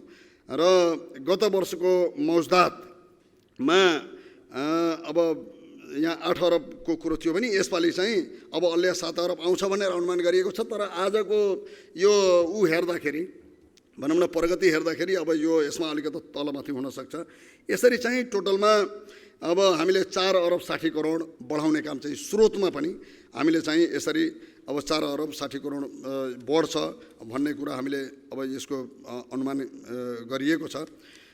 माननीय सभामुख महोदय, अब यो बजेट बनाउँदाखेरि वास्तवमा हामीले यो कुनै भनौँ न यत्तिकै ऱ्यान्डमली अथवा चाहिँ कसैको डिमान्डको आधारमा बजेट बनाउने गरिएको छैन। हामी सुरुदेखि नै यसलाई सिस्टममै बसाल्ने कुरो गरिएको छ।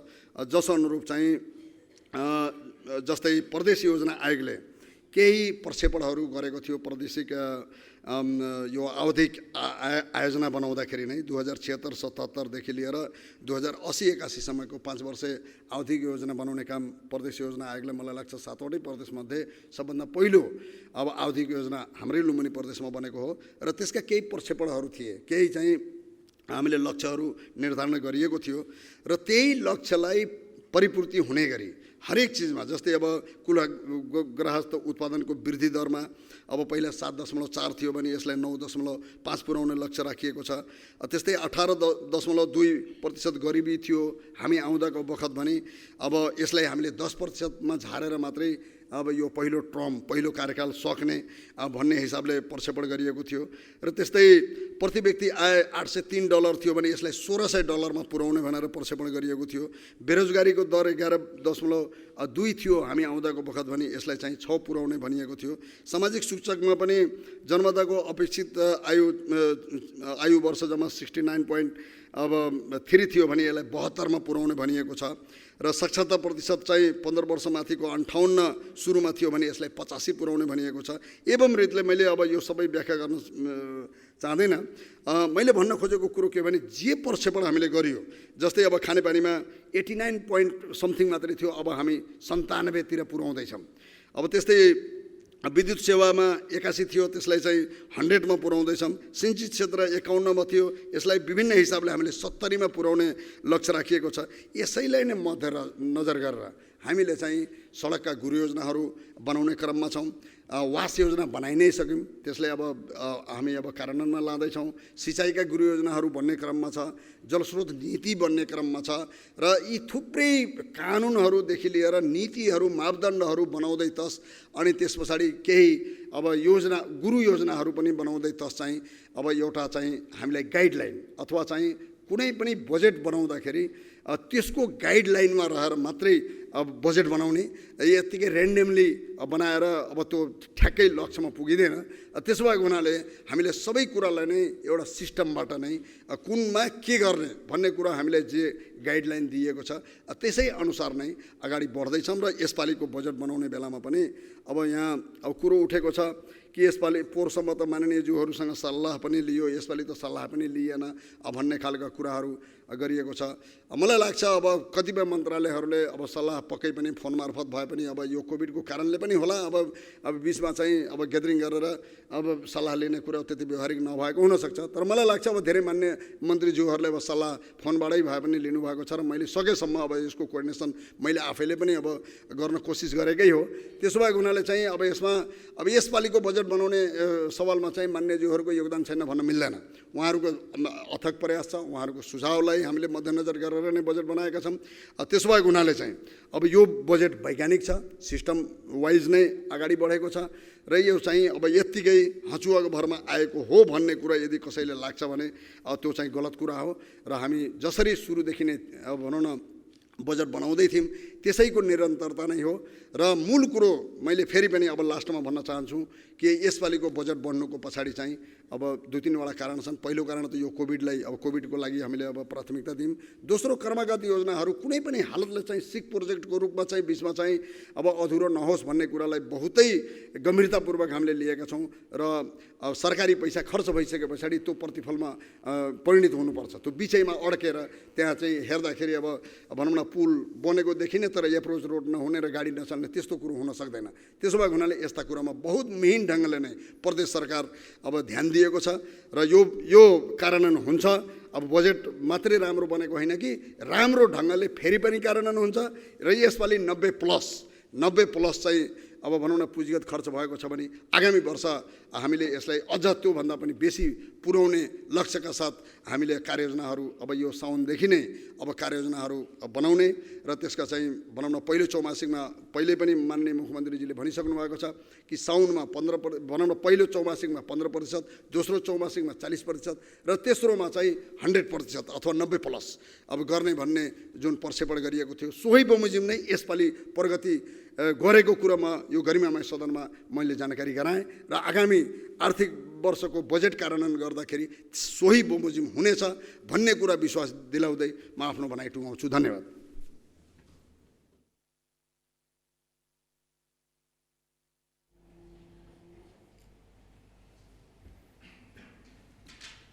मान्य सदस्यहरू, अब आर्थिक वर्ष 2078-79 को राजस्व र व्ययको वार्षिक अनुमान बजेट वक्तव्यमाथिको सामान्य छलफलमा मान्य सदस्यले बोल्ने क्रम सुरु हुन्छ। छलफलमा भाग लिन दलीय प्रतिनिधित्वको आधारमा प्राप्त सूची अनुसार सबै मान्य सदस्यलाई 5 मिनटको समय निर्धारण गरेको छु। छलफलमा भाग लिने मान्य सदस्यहरूले निर्धारित समयसीमाभित्र आफ्नो भनाइहरू राखिदिनुहोला। सर्वप्रथम मान्य सदस्य श्री फखरुद्दिन खान, समय 5 मिनट। यसपछि मान्य सदस्य श्री कमला देवी विक।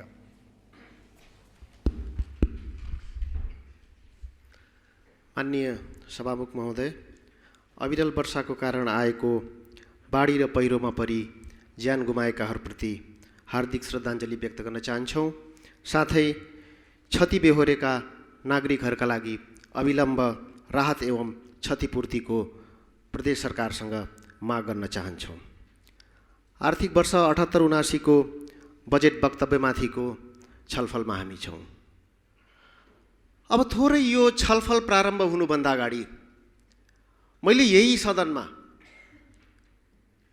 र हामीसँगको औपचारिक भेटघाटमा पनि यस लुम्बिनी प्रदेश सरकारका माननीय मुख्यमन्त्रीज्यूले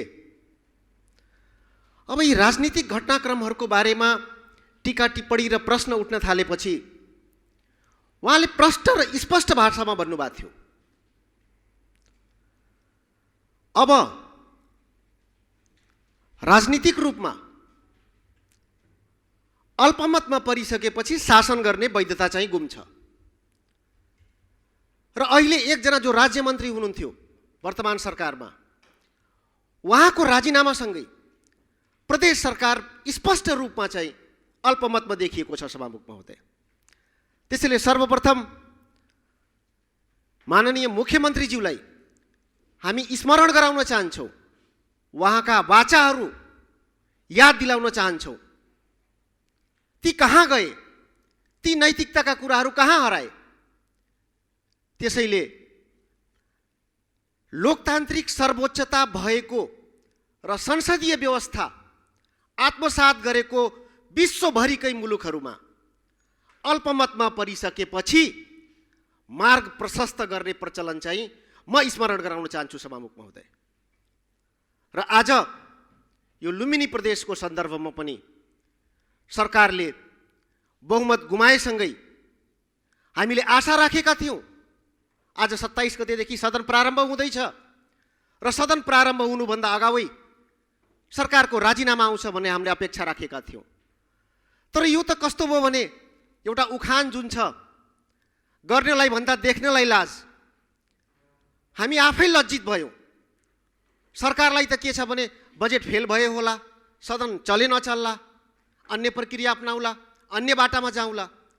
तर हामी आफैले संसदीय सर्वोच्चतालाई आत्मसात गर्दै विधिसम्मत तरिकाले सदनका काम कारवाहीमा बजेट लगायतका गतिविधिमा सहभागी भएर विधि सम्मत ढङ्गले अगाडि बढ्ने बाध्य भएर हामीले निर्णय गऱ्यौँ। र अब यो बजेटको सन्दर्भमा कुरो गर्दै गर्दा, यो वक्तव्यको किताबको सन्दर्भमा बोल्दै गर्दा अहिले प्रदेश सरकारको स्थायी संरचनाको रूपमा यदि हामीले भन्छौँ भने, यदि कहीँ कतै कोही छ भने ती प्रदेश सभाका मान्यहरू नै हुनुहुन्छ। र जुन वर्तमान सरकारले जुन बजेट प्रस्तुत गरेको छ त्यो हेर्दै गर्दा के लाग्छ भने ती मान्यहरूको मानमर्दन हुने किसिमले, सम्मान होइन कि मानमर्दन, जबकि मुख्यमन्त्रीज्यूले पनि यसअघि पनि निर्वाचनमा जाँदै गर्दा तपाईँहरू स्वाभिमान र सम्मानका साथ ल मैले आफ्नो निर्वाचन क्षेत्रमा प्रदेश सरकारका तर्फबाट यी कार्यक्रमहरू, यी आयोजनाहरू सञ्चालनमा छन् भनेर शिर उठाएर जान सक्ने अवस्थाको सिर्जना हामी गर्छौँ भन्ने किसिमले जुन प्रतिबद्धता व्यक्त गर्नुभएको थियो, त्यसको विपरीत यो वर्तमान बजेट हेर्दै गर्दा, रेड बुक हेर्दै गर्दा, यो वक्तव्यमाथि त धेरै छलफल गर्ने आवश्यकता देखिएन, त्यो रेड बुक पनि हेर्दै गर्दा त्यो कस्तो देखियो भने त्यो त नितान्त समृद्ध प्रदेश र सुखी जनता भन्दा पनि, मैले यसअघि पनि भनेको थिएँ, समृद्ध नेकपा र खुसी कार्यकर्ता, समृद्ध एमाले र खुसी कार्यकर्ताको अवधारणाको साथ यो बजेट आएको छ। यसले क्षेत्र, भूगोल र जनसङ्ख्याको सन्तुलन पनि मिलाउन सकेको छैन। र यसमा एउटा कुरा के भनिएको छ भने कर्मचारीहरूलाई 1 महिने पर्यटन बिदाको कुरा गरिएको छ र रकमको पनि कुरा गरिएको छ। तर यो कस्तो, यसको व्याख्या कसरी गर्ने? कर्मचारी कसलाई मान्ने सभामुख महोदय? शिक्षक र प्राध्यापक जो कि एउटा महत्त्वपूर्ण अङ्गको रूपमा रहेका छन्, उनीहरूलाई चाहिँ छुटाइएको छ। प्रस्तावनामै शहीदका कुरा गर्छौँ, श्रद्धाञ्जलीका कुरा गर्छौँ। हामी सदैव कुनै औपचारिक कार्यक्रम सुरु हुनुभन्दा अगाडि शिर नेहराएर मौन धारण गरेर भावपूर्ण श्रद्धाञ्जली अर्पण गर्छौँ। र त्यो गर्दै गर्दा बजेटमा मैले यसअघि पनि बारम्बार भनिराखेको छु, प्रदेश सरकारले कम्तीमा पनि शहीदहरूको तथ्याङ्क सङ्कलन गरेर जुन अब आफ्ना संरचनाहरू, आफ्ना जनशक्तिहरू विस्तार गर्दैछ, त्यसमा कम्तीमा पनि शहीद परिवारलाई एउटा रोजगारीका निमित्त सुनिश्चितता हुनुपर्दथ्यो। तर त्यो पनि छैन। यसमा खालि के छ भने केही जग्गा रजिस्ट्रेसनको सन्दर्भमा केही छुटको कुराहरू मात्रै बोलिएको छ, त्यो अपुग छ। र अर्को कुरो, भर्खरै माननीय मन्त्रीज्यूले केही बजेटका सारका विषयमा केही वक्तव्यहरू राख्नुभयो। मैले के भन्छु भने यो लुम्बिनी प्रदेश, जसको नामाकरण लुम्बिनीबाट भएको छ, लुम्बिनीको महत्त्व र गरिमाको बारेमा धेरै बोल्न चाहन्न म। यो अन्तर्राष्ट्रिय रूपमा चिर परिचित नाम हो र यसले गर्दा नै, लुम्बिनीले गर्दा नै यो प्रदेशलाई मिनी नेपालको रूपमा पनि भन्ने गरिन्छ। पर्यटन शब्दको चर्चै गर्नु भएन। र प्रदेश सरकारले जुन मन्त्रालय टुक्र्यायो अहिले, पर्यटन चाहिँ यो प्रदेश सरकारको प्राथमिकतामा छैन भन्ने कुरा चाहिँ प्रष्ट भएको छ। मन्त्रीज्यू हुनुहुन्छ, ग्रामीण तथा शहरी विकास भनेर भनिएको छ। अब त्यो पर्यटन कहाँ खोज्न जाने? पर्यटनको त नामै विलीन भयो, नामै हरायो। जबकि पर्यटनलाई छुट्टै मन्त्रालयको रूपमा एउटा राख्नुपर्ने र त्यसले चाहिँ पर्यटनका क्षेत्रमा गर्नुपर्ने धेरै कामहरू जो यस प्रदेशमा छन्, त्यो सन्दर्भमा पनि यो बजेट वक्तव्यमा केही बोलिएको छैन। र अन्त्यमा बाहिर चाहिँ सञ्चारकर्मीहरूको एउटा विरोध प्रदर्शन भइराखेको छ। मैले प्रदेश सरकारको त्यसमा ध्यान आकर्षण गराउन चाहन्छु। कलममाथि अङ्कुश लगाउने गरी जुन प्रदेश सरकारले सञ्चार विधेयक प्रदेश सभामा प्रस्तुत गरेको छ, त्यो किमार्थ जुन निरङ्कुशताका साथ त्यो विधेयक ल्याइएको छ, त्यो हामी नेपाली काङ्ग्रेस लगायत विपक्षी गठबन्धनलाई समेत त्यो स्वीकार्य छैन। त्यसलाई अविलम्ब फिर्ता लिएर पुनर्लेखनका निमित्त पनि हामी हार्दिक अनुरोध गर्न चाहन्छौँ। यी कुराहरू भन्दै आफ्ना संक्षिप्त मन्तव्य यही अन्त्य गर्छु। धन्यवाद। जय नेपाल। मान्य सदस्य श्री कमला देवी विक, समय 5 मिनट।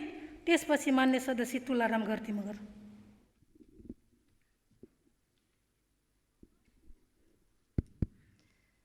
सभामुख महोदय,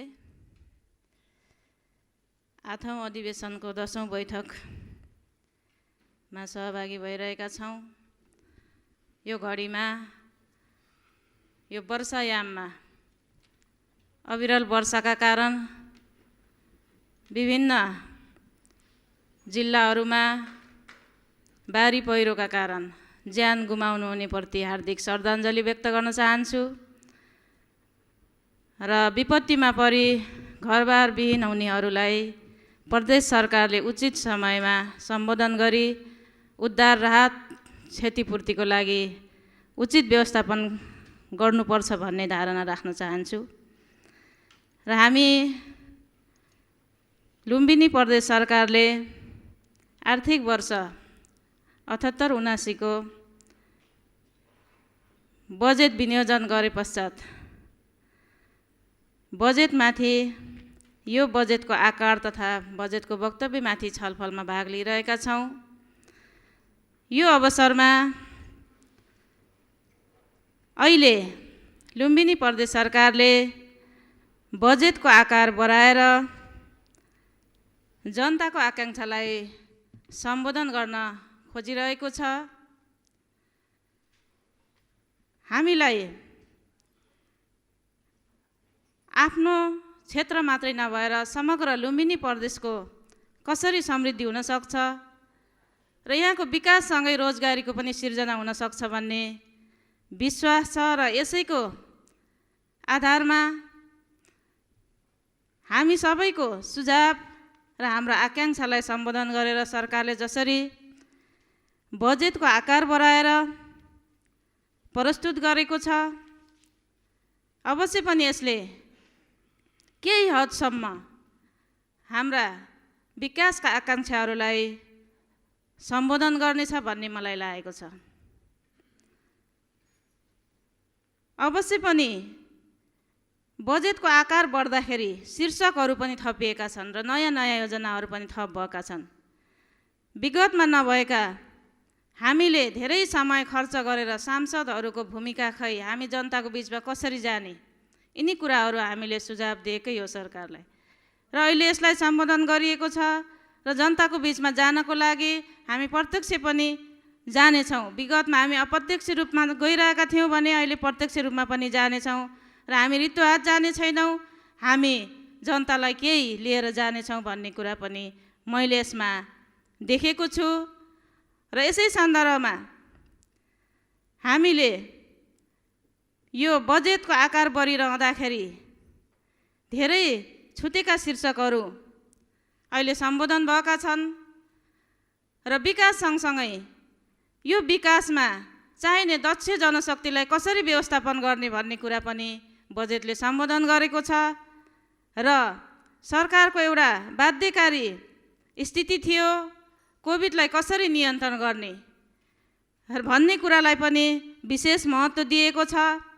यसरी जसरी अहिले प्रदेश सरकारले 40 अर्ब 95 करोड भन्दा बढी यसरी बजेट ल्याउने आँट गरेको छ, यो मलाई त लाग्छ हाम्रो प्रदेशभित्रको स्रोत साधनलाई कसरी व्यवस्थित गर्ने भन्ने कुरा पनि सरकारले गहिरो ढङ्गले अध्ययन गरेको छ।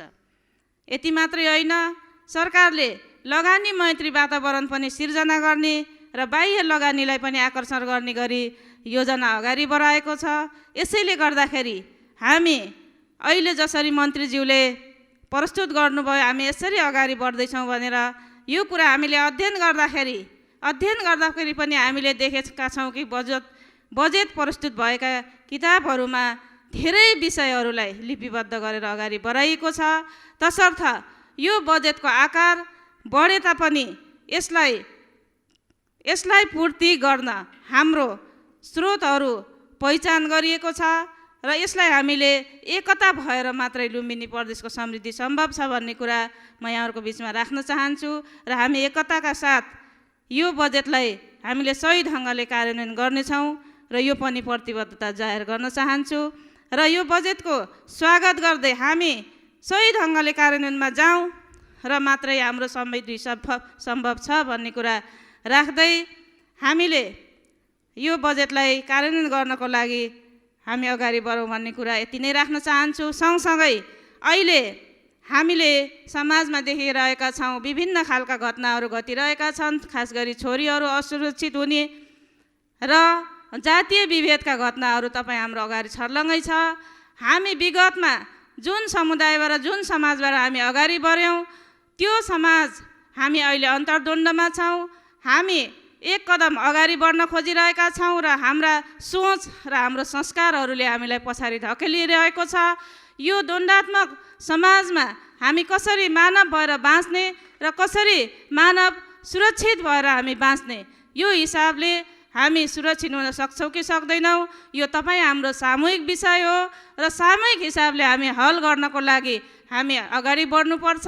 र यो कुरा राज्य तथा सरकारी तथा गैर सरकारी जुनसुकै सार्वजनिक पदमा बसेकाहरूले गर्ने व्यवहार पहिला आफू सच्चिनु पर्ने हुन्छ र अरूलाई सच्चाउने प्रयास गर्नुपर्ने हुन्छ। यिनै कुरा राख्दै मेरो भनाइ टुङ्ग्याउन चाहन्छु। हस्त धन्यवाद। मान्य सदस्य श्री तुलाराम घरती मगर समय 5 मिनट। त्यसपछि मान्य सदस्य तुलसी प्रसाद विष्णु प्रसाद पन्थी। मान्य सभामुख महोदय, आर्थिक वर्ष 78-79 को बजेट वक्तव्यको समसामयिक विषयमा छलफल गर्न गइरहेका छौँ। विशेष गरेर भर्खरै मात्रै अर्थमन्त्रीज्यूले छलफलको प्रारम्भ गर्नुभएको छ। त्यो क्रममा सरकारको तर्फबाट धेरै प्रगति भएको भन्ने तथ्याङ्क पनि उहाँले पेश गर्नुभएको छ। त्योभन्दा अगाडि हाम्रो दल नेताले पनि विषयहरू राख्नुभएको छ। सामान्यतया बजेट लोकतान्त्रिक सङ्घीय गणतन्त्रमा छलफलबाट आउनुपर्ने, मान्यज्यूहरूबाट सरसल्लाह गरेर आउनुपर्ने भन्ने हाम्रो पहिल्यैदेखिको राय सल्लाह सुझाव र हाम्रो पनि अपेक्षा हो। तर त्यसमा विगतमा वर्षहरूमा भन्दा यो वर्ष अलि बढी चाहिँ निरङ्कुश स्टाइलबाट बजेट अगाडि सार्ने प्रयत्न भयो। त्यसकारण यो बजेट कस्तो आएछ भन्ने कुरा हामीले सिद्धान्त र प्राथमिकतामै छलफल गरिसकेका छौँ र बजेटमा हामीले यसको प्राथमिकता हेर्दाखेरि सामान्यतया कृषिमा केही आकर्षक पपुलर कार्यक्रमहरू बाहेक, स्वास्थ्यमा केही आपतकालीन सेवा र आपतकालीन व्यवस्थापन बाहेक अरू त्यस्तो सन्तोषजनक र चित्त बुझाउने खालको देखिँदैन। अनि गत आर्थिक वर्षको भन्दा यो आर्थिक वर्षमा 4 अरब बजेट बढेको छ, 36 अरबबाट 40 अरब पुगेको छ भन्ने आएको छ। स्वाभाविक रूपमा हाम्रो त्यो बजेटमा 40 अरब बजेटमा 4 अरब समथिङ मात्रै हाम्रो प्रदेशको आफ्नो छ, आन्तरिक स्रोतबाट भनिएको छ। अरू सबै सङ्घीय सरकारको तर्फबाट अपेक्षा गरिएको छ। प्रदेश स्वायत्त प्रदेश एक खालको सङ्घीय शासन प्रणालीमा प्रदेशहरू स्वायत्त हुन्छन्। स्रोतहरू आफ्नै राज्य आफ्नै प्रदेशभित्रका स्रोतहरू पहिचान गरेर त्यसलाई उपयुक्त तरिकाले व्यवस्थित तरिकाले परिचालन गर्ने कुरा सरकारको दायित्वभित्र पर्थ्यो। यसमा चाहिँ जति पनि बजेट बढ्यो भनेर हामीले गर्व गर्ने ठाउँ म त्यति देख्दिनँ, किनभने ऋण बढेको छ, प्रदेशले मागेरै बढेको छ। हामी परनिर्भर प्रकारको यस्तो तरिकाले आफ्नै स्रोत साधनलाई व्यवस्थापन गरेर आन्तरिक स्रोतलाई परिचालन गरेर आन्तरिक स्रोतलाई अलि जति सके हामी बढाउन सक्छौँ त्यति हामी सक्षम र आत्मनिर्भर हुन्छौँ। तर यसमा चाहिँ ऋण धेरै पाइएको छ त्यसकारण भनेर खुसी हुने अवस्था होइन, किनकि भोलि बिहान सङ्घीय सरकारले स्वाभाविक रूपमा आफ्नो स्वेच्छाले बजेटहरू कटौती गरिदिने गयो, अनुदानहरू कटौती गरिदिने गयो भने प्रदेश कसरी चल्छ भन्ने जवाब यसले दिन सक्दैन। त्यसले गर्दा हामीले जति सक्यो ऋण बढिरहेको छ। अहिले हामी भनेका छौँ नि, हाम्रो मुलुकमा पहिले 10 वर्षभित्रमा चाहिँ लगभग डबल ऋण थपिएको छ। 26 अरबबाट हामी चाहिँ 56 अरब भन्दा बढी चाहिँ ऋण छ भन्ने चर्चामा सुनिन्छ, तर जति ऋण बढेको छ त्यो प्रदेशलाई पनि बढेको छ, गाउँलाई पनि बढेको छ। त्यसो भने हामीले यो 40 अरब आयो त्यसकारण हामी खुसी छौँ भन्ने कुरा खासै त्यति उत्साह हुने खालको होइन। त्यसकारण यो बजेटमा छलफल गरेर लामो तरिकाले अपेक्षा गर्ने खालको पनि देखिँदैन। मैले पहिले पनि भनेको थिएँ बजेट कस्तो आउँछ भन्ने कुरा सिनियरहरू देखिसकेको छ। बजेटका प्राथमिकताहरू हेर्दाखेरि स्वास्थ्यमा कोभिडको कारणले अलिकति प्राथमिकता दिएको जस्तो देखिन्छ, कृषिमा अलिकति लोकप्रिय कार्यक्रम जस्तो गरेको देखिन्छ, अरू शिक्षा क्षेत्रमा निल छ, शिक्षा क्षेत्र कुनै छोइएकै छैन, पर्यटन क्षेत्र छोइएकै छैन, औद्योगिक क्षेत्र सामान्य अवस्थामा छ। त्यसले गर्दाखेरि हामीले जबसम्म हाम्रो उद्योग धन्दालाई प्राथमिकता दिइन्न, जबसम्म हामीले पर्यटन क्षेत्रलाई प्राथमिकतामा राखिन्न, अनि कसरी हाम्रो स्रोतहरू बढ्छ, कसरी हाम्रो चाहिँ स्रोत केन्द्रीकरण हुन्छ। जब स्रोत केन्द्रीकरण भएन भने हाम्रो प्रदेश कसरी आत्मनिर्भर हुन्छ। त्यसकारण हामीले अहिले चाहिँ जुन तरिकाले हामीले अगाडि चाहिँ प्रशंसा गरिराखेका छौँ, खर्चको पर्सेन्टेज बढेको भन्ने कुराहरू छन्। खर्चको प्रकृति हेर्दाखेरि हामी जहिले पनि के गर्छौँ भने असार महिनामा हामी विकास गर्छौँ। हामी अरू कुरा छोडिदिनुहोस्, हाम्रो चाहिँ यहीँनिर सिद्ध बाबाको चाहिँ बाटो हेर्नुहुन्छ भने असारमा चाहिँ कालोपत्रे गर्न थालेपछि कहाँबाट बाटो विकास हुन्छ। त्योभन्दा अगाडि चाहिँ चैत वैशाखसम्म के हेरेर बसेको, हामीले बारम्बार त्यो कुरा त्यसलाई हामीले करेक्सन किन गर्न सकेनौँ। त्यसकारण हामीले हरेक ठाउँमा अहिले साउनमा असारमा दोजर लागिएको छ, पखेरा भत्किएका छन्, यो कुरालाई हामीले किन करेक्सन गर्न सकेनौँ। प्रदेश हाम्रो सरकारले किन करेक्सन गर्न सकेन। जहिले पनि बजेट खर्च गर्नलाई असारमै आउनुपर्ने, अनि चाहिँ तपाईँको असारको 24 गते चेक काटिसकेपछि पछाडिका एक हप्ताका पूर्ति गर्नुपर्ने, यस्तो बाध्यात्मक अवस्था किन त्यस्तो भयो।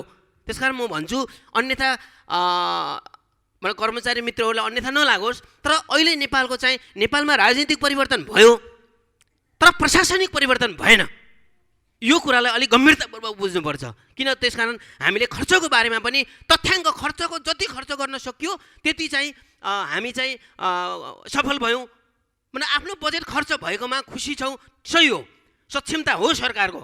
आफ्नो विनियोजित बजेट खर्च गर्न सक्नु सरकारको सक्षमता हो, तर खर्च कहाँ भयो, कसरी भयो, त्यो कुरा हामीले चाहिँ हेर्ने कि नहेर्ने।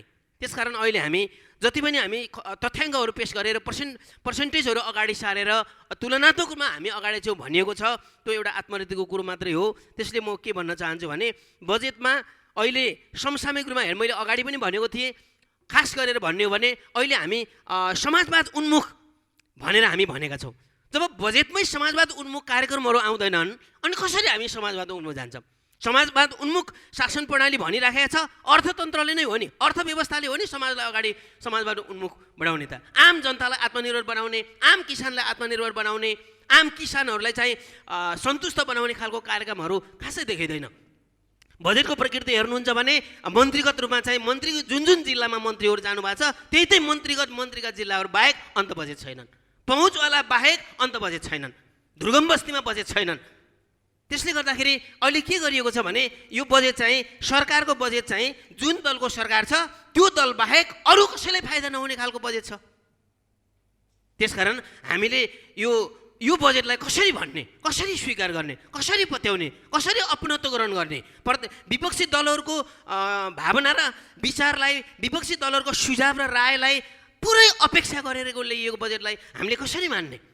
त्यसकारण हामीले यो बजेटमा जो खालको बजेट पेश गरिएको छ यसमा हामीले हेरिसक्यो, अगाडि पनि चर्चा उठ्यो, बजेट आउनु कहाँ छ, बजेट चाहिँ विनियोजन विधेयक पेश हुनु कहाँ छ, बजेट पारित हुनु कहाँ छ, त्योभन्दा अगाडि नै प्रचार गरेर चाहिँ अब जो मतलब बजेटको सरकारको एउटा चाहिँ हरकतको जो प्रदर्शन गरिएको छ यो चाहिँ अराजकताको प्रकट गरिएको छ, गैर राजनीतिक तरिका प्रकट गरिएको छ, यो चाहिँ शोभनीय छैन। सरकारकै निमित्त पनि त्यति मतलब सन्तुष्ट होला भन्ने मलाई लाग्दैन। त्यसकारण यो बजेट वक्तव्यमा हामी छलफल गर्ने क्रममा अर्थमन्त्रीज्यूले त आफ्नो ठाउँबाट भन्नै पर्यो, नभन्ने कुरै भएन। आफैले पेश गरेको बजेट चाहिँ नराम्रो छ, कसले भन्छ, आफैले भन्नुपर्छ। तर फेरि पनि के हो भने बजेटमा चाहिँ ऋणमा डुबेर धेरै चाहिँ पैसा देखाएर अब मन्त्रीमुखी कार्यक्रम ल्याएर, अब पहुँचमुखी कार्यक्रम ल्याएर यो असमान प्रकारको जो वितरण भएको छ यसमा हाम्रो तर्फबाट, विपक्षी दलको तर्फबाट हामीले यसलाई चाहिँ स्वीकार गर्न सकिँदैन, अपनत्वकरण गर्न सकिँदैन। यदि त्यसो हो भने हाम्रा सुझावहरूलाई समेटेर विपक्षीका समाधान मतलब विचारहरूलाई पनि सम्बोधन गरेर बजेटहरू आइएको हुन्थ्यो भने हामीले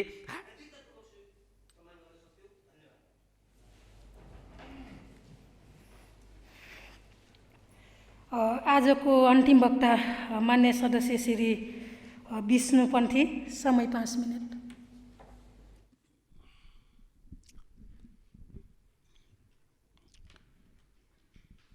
सभामुख महोदय, प्रदेश सरकारले प्रस्तुत गरेको आर्थिक वर्ष 78-79 को बजेट वक्तव्यका सन्दर्भमा भइरहेको छलफलमा मैले आफ्ना केही धारणाहरू राख्दैछु। र सर्वप्रथम यो बजेटले सिद्धान्तत हामी जुन संहिता समावेशितामा छौँ त्यो सिद्धान्तलाई असाध्य अवलम्बन गरेको छ। त्यसको ज्वलन्त उदाहरणको रूपमा वित्तीय हस्तान्तरण प्रदेश सरकारले स्थानीय सरकारहरूलाई गर्ने वित्तीय हस्तान्तरण त्यो सामान्यीकरण सशर्त र समपूरक अनुदानका सन्दर्भमा निरन्तर वृद्धि गर्दै आएको छ र यस वर्ष पनि करिब 10% वृद्धि गरेको छ र आफ्नो सीमित साधन स्रोत हुँदाहुँदै पनि यो संहिताको मर्मलाई असाध्य आत्मसात गरेर यो बजेटमा ल्याएको छ। त्यसको लागि म प्रदेश सरकारलाई धन्यवाद दिन चाहन्छु र यसले आगामी दिनमा प्रदेश र स्थानीय सरकारको बीचमा हुने सम्बन्ध र स्थानीय सरकारलाई अझै मजबुत बनाउने काममा यो बजेटको सिद्धान्तले अवश्य पनि धेरै प्रतिफल दिनेछ भन्ने मैले विश्वास लिएको छु। र त्यस्तै गरेर अहिले यो बजेटमा विगतका कार्यक्रमहरूको निरन्तरता महत्त्वपूर्ण कार्यक्रमहरूको निरन्तरता पनि दिएको छ भने धेरै महत्त्वपूर्ण कार्यक्रमहरू समावेश पनि गरेको छ, जसमा प्रदेश विज्ञान प्रविधि प्रतिष्ठान र इनोभेसन सेन्टर छ। वास्तवमा यसो हेर्दा प्रत्यक्ष हामीलाई केही लाभ हुने जस्तो देखिँदैन, तर यसले आज विज्ञान र प्रविधिको युगमा हामी जबसम्म प्रविधि मैत्री हामीले प्रविधिलाई हामीले आत्मसात गर्दैनौँ, प्रविधि हाम्रो उत्पादनमा अथवा हाम्रो जीवनशैलीमा जब प्रविधि हामीलाई जित्न सक्दैन, प्रविधि हामी जति भित्राउन सक्छौँ त्यति नै मुलुकको विकास अगाडि बढ्छ। त्यसले गर्दा मलाई लाग्छ यो विज्ञान प्रविधि प्रतिष्ठान र इनोभेसन सेन्टर यस वर्षको जुन बजेटमा आएको छ र यसलाई अझै मूर्त रूपले हामी कार्यान्वयनमा राम्ररी ध्यान पुर्याउन सक्यौँ भने हाम्रो प्रदेशले त्यसबाट लाभ उठाउनेछ। तर त्यस्तै गरेर अर्को महत्त्वपूर्ण पूर्वाधार विकास ब्याङ्क आज वित्तीय पुँजी बजारको विकास नभइकन कुनै पनि कुराको विकास हुन सक्दैन, चाहे अब सरकारी क्षेत्रमा होस् चाहे गैर सरकारी क्षेत्र होस् अथवा निजी क्षेत्र, हरेकलाई आज पुँजीको आवश्यक छ भने हाम्रो प्रदेशलाई पनि पुँजीको आवश्यक छ र पुँजी नभइकन हामी ठुला पूर्वाधारहरू बनाउन सक्दैनौँ। अमेरिकी लगायत विश्वका ठुला अर्थतन्त्र भएका मुलुकहरूले पनि पर्याप्त मात्रामा ऋण लिएर आफ्नो विकास र निर्माण अगाडि बढाउन सकेका छन्। हामी जति वित्तीय परिचालन गर्न सक्छौँ, जति स्रोत साधनको परिचालन गर्छौँ त्यति नै विकास सम्भव हुने। यस सन्दर्भमा जुन पूर्वाधार विकास ब्याङ्कको अवधारणा लिएको छ, मलाई लाग्छ भविष्यका दिनमा हाम्रो प्रदेशभित्रका पूर्वाधारहरू विकास गर्नको लागि स्रोत साधन जुटाउनको लागि एउटा यो कोसे ढुङ्गा साबित हुनेछ। त्यस्तै गरेर प्रदेश विश्वविद्यालय जुन अघिल्लोचोटि हामीले पास गरेका थियौँ त्यसलाई अहिले बजेट विनियोजन गरेर अगाडि बढाएको छ, यो पनि धेरै महत्त्वपूर्ण चाहिँ कुरा छ। र समावेशीका हिसाबले भन्यो भने महिला, दलित, पिछडिएको क्षेत्र, खास गरी हाम्रो प्रदेशको दक्षिणी सीमा क्षेत्र तुलनात्मक रूपमा विकासमा अलिकति पछाडि परेको छ। त्यो क्षेत्र र अन्य पिछडिएका क्षेत्रहरूलाई सन्दर्भमा ठोस कार्यक्रमहरू यस बजेटमा समावेश गरिएको छ, त्यो पनि धेरै महत्त्वपूर्ण चाहिँ कुरा छ। र त्यस्तै गरेर अहिले हामी जुन कोरोना महामारीमा दुनियाँ कोरोना महामारीको चपेटमा छ र हामी आज हाम्रो स्वास्थ्य अवस्थाको जुन स्तर छ त्यो स्तरलाई माथि उठाउनको लागि आफ्नो साधन स्रोतलाई असाध्यै चाहिँ नि अप्टिमम रूपमा यसले परिचालन गरेको छ। करिब बजेटको 10% हाराहारीमा स्वास्थ्य क्षेत्रमा छुट्याएको छ।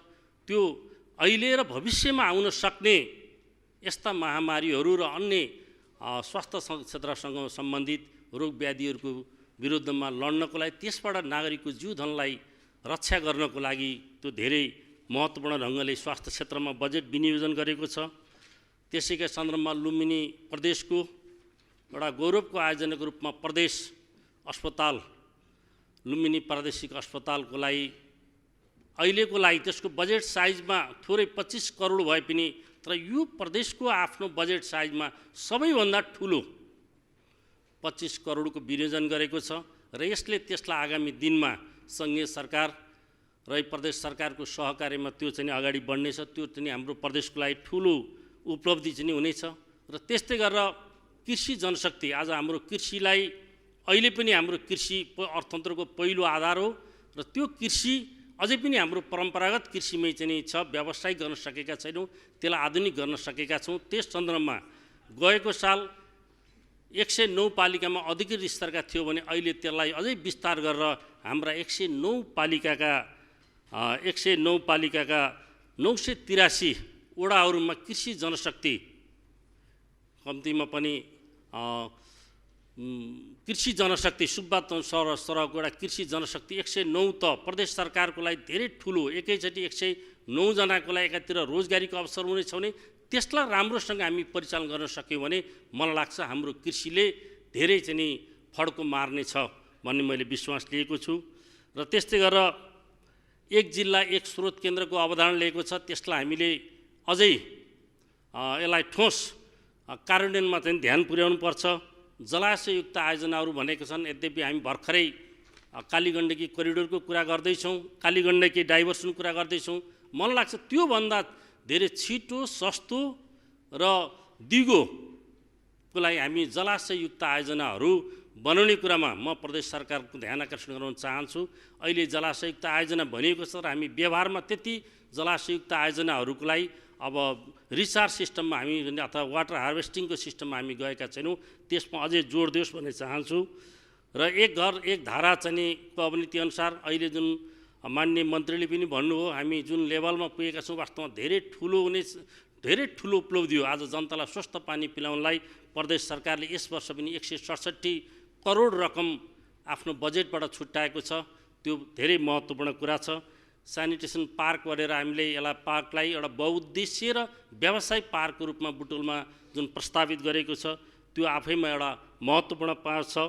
र अगाडि मन्त्रीले भनि पनि सक्नुभयो 83 वटा पुल बनाउने कुरा, हाम्रो एउटा प्रदेशभित्र 83 वटा पुल यस वर्ष कम्प्लिट गर्ने कुरा वास्तवमा यो एउटा ऐतिहासिक काम नै हुनेछ र ती चाहिँ समयमै सम्पन्न होस् भन्ने मैले चाहन्छु। त्यस्तै गरेर लुम्बिनी ट्रेड सेन्टर निर्माण गर्ने भनिएको छ। लुम्बिनी प्रदेश सरकारको अब आफ्नो आन्तरिक स्रोतलाई पनि मजबुत बनाउन र त्यसको आकारमा वृद्धि गर्नको लागि लुम्बिनी ट्रेड सेन्टर पनि एउटा महत्त्वपूर्ण कोसे ढुङ्गा चाहिँ साबित हुनेछ। र हाम्रा विद्यालयहरूमा स्वच्छ खानेपानी, प्रदेशका जनताको लागि मात्र नभएर विद्यालयहरूमा पनि स्वच्छ खानेपानीको जुन अवधारणा लिएको छ यो पनि एउटा यस वर्षको एउटा बजेटको एउटा महत्त्वपूर्ण विशेषता अथवा महत्त्वपूर्ण कार्यक्रम मैले ठानेको छु।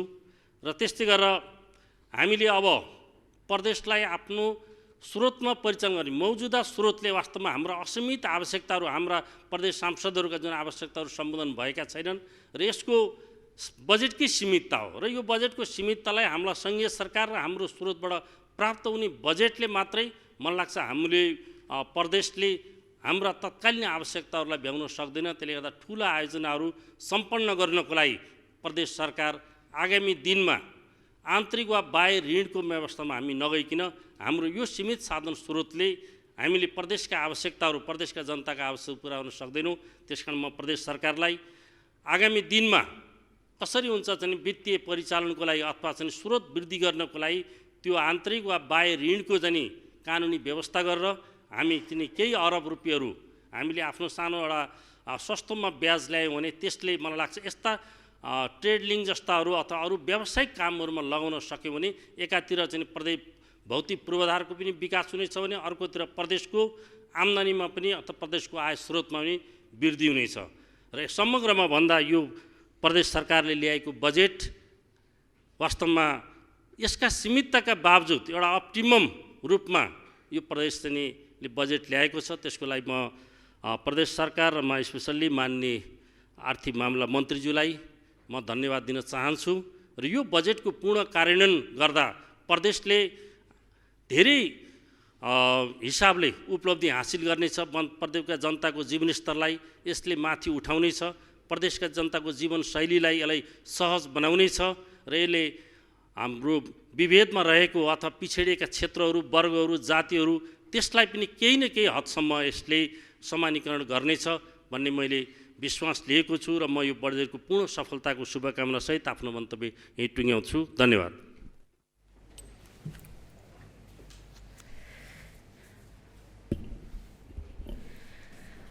मान्य सदस्यहरू, आर्थिक वर्ष 69-80को राजस्व र व्ययको वार्षिक अनुमान बजेटमा वक्तव्यमाथिको सामान्य छलफलमा मान्य सदस्यहरूले बोल्ने क्रम यही समाप्त हुन्छ।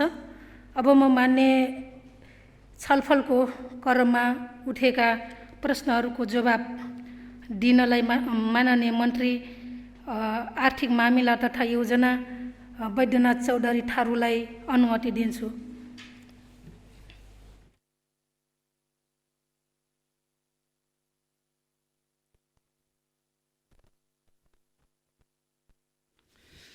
माननीय सभामुख महोदय, सबभन्दा पहिला त यो सामान्य छलफलमा भाग लिनुहुने सम्पूर्ण मान्य सदस्यज्यूहरूलाई म हार्दिक धन्यवाद दिन चाहन्छु।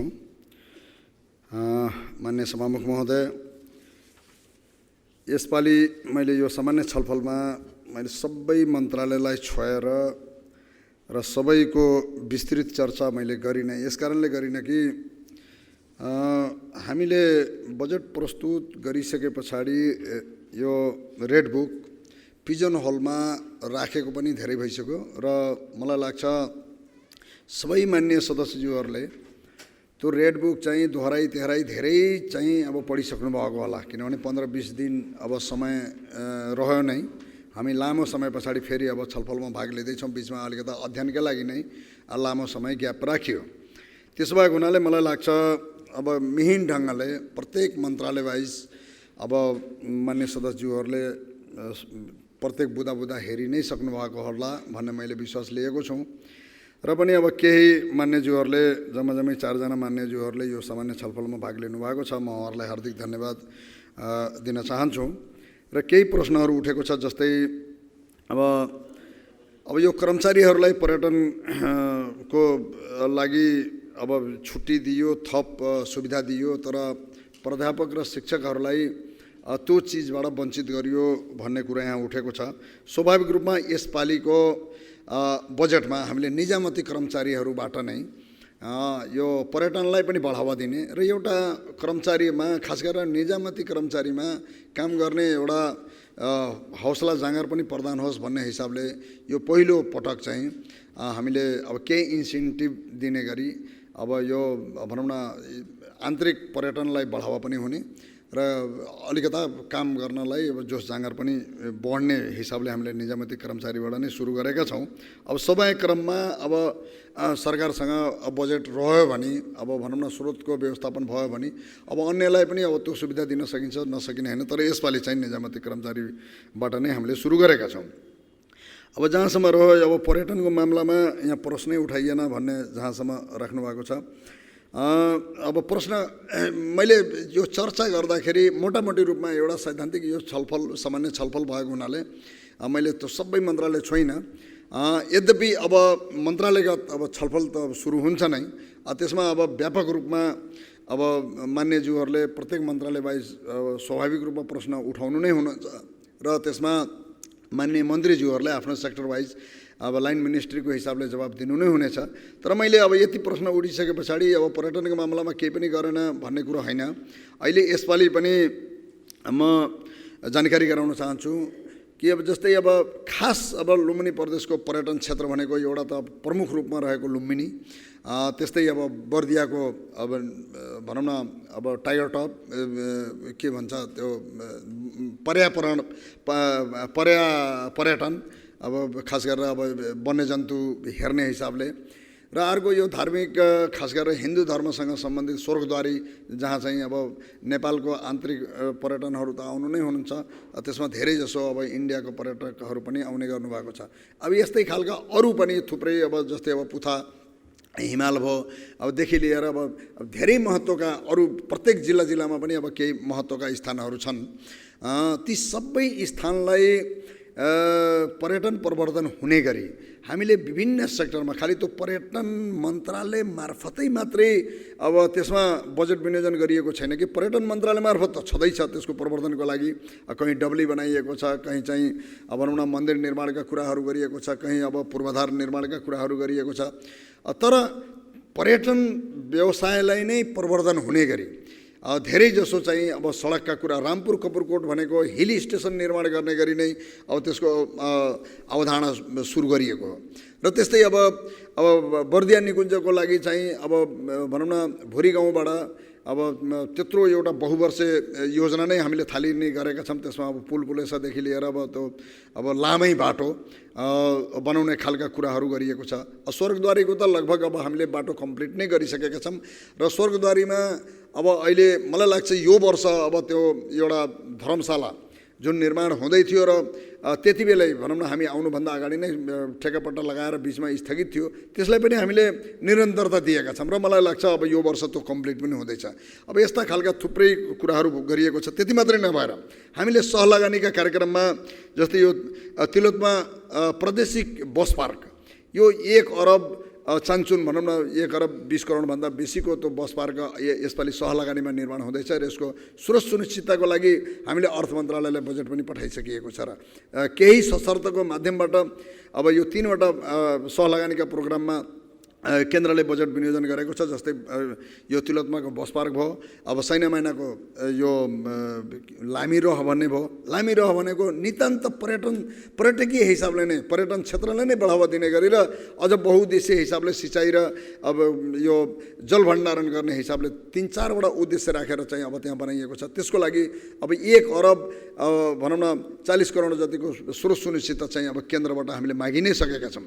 र त्यस्तै चाहिँ अब नेत्र अभागी रङ्गशाला दाङमा अब यसलाई पनि अब पर्यटकीय हिसाबले भनौँ न एउटा खेल पर्यटनको हिसाबले प्रदेशकै सबभन्दा एउटा स्तरीय रङ्गशाला निर्माण गर्ने गरी पनि कुरो गरिएको छ। मैले भन्न खोजेको कुरो के हो भन्दाखेरि पर्यटनको मामलामा अनेक हिसाबले चाहे बाटा निर्माणका कुराहरू, जलाशय निर्माणका कुराहरूदेखि लिएर अनेक निर्माण गरेर पनि पर्यटन प्रवर्धन गर्न सकिन्छ। त्यसो भएको हुनाले यसमा चाहिँ विभिन्न हिसाबले हामीले जोड गरेका छौँ भन्ने कुरा म यहाँ जानकारी गराउन चाहन्छु।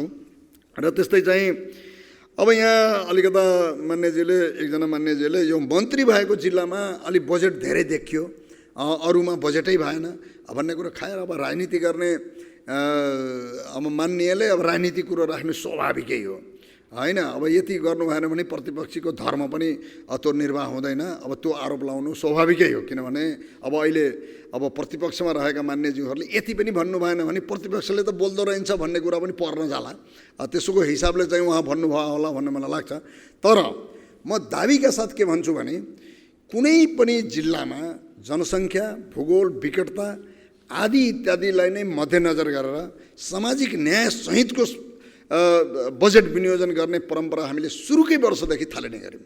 सुरुकै वर्षदेखि जस अनुरूप चाहिँ अझ भन्नुहुन्छ भने अब यस हिसाबले जनसङ्ख्याकै हिसाबले भन्नुहुन्छ भने बरु रूपन्देही बरु कम होला, किनभने सबभन्दा ठुलो जनसङ्ख्या भएको रूपन्देही हो। जनसङ्ख्या मुताबिक चाहिँ अब हिसाबै जोड्ने भने पर क्यापिटाको हिसाबले बरु त्यो कम होला। तर हामीले रुकुमलाई कहिले पनि इग्नोर गरेनौँ।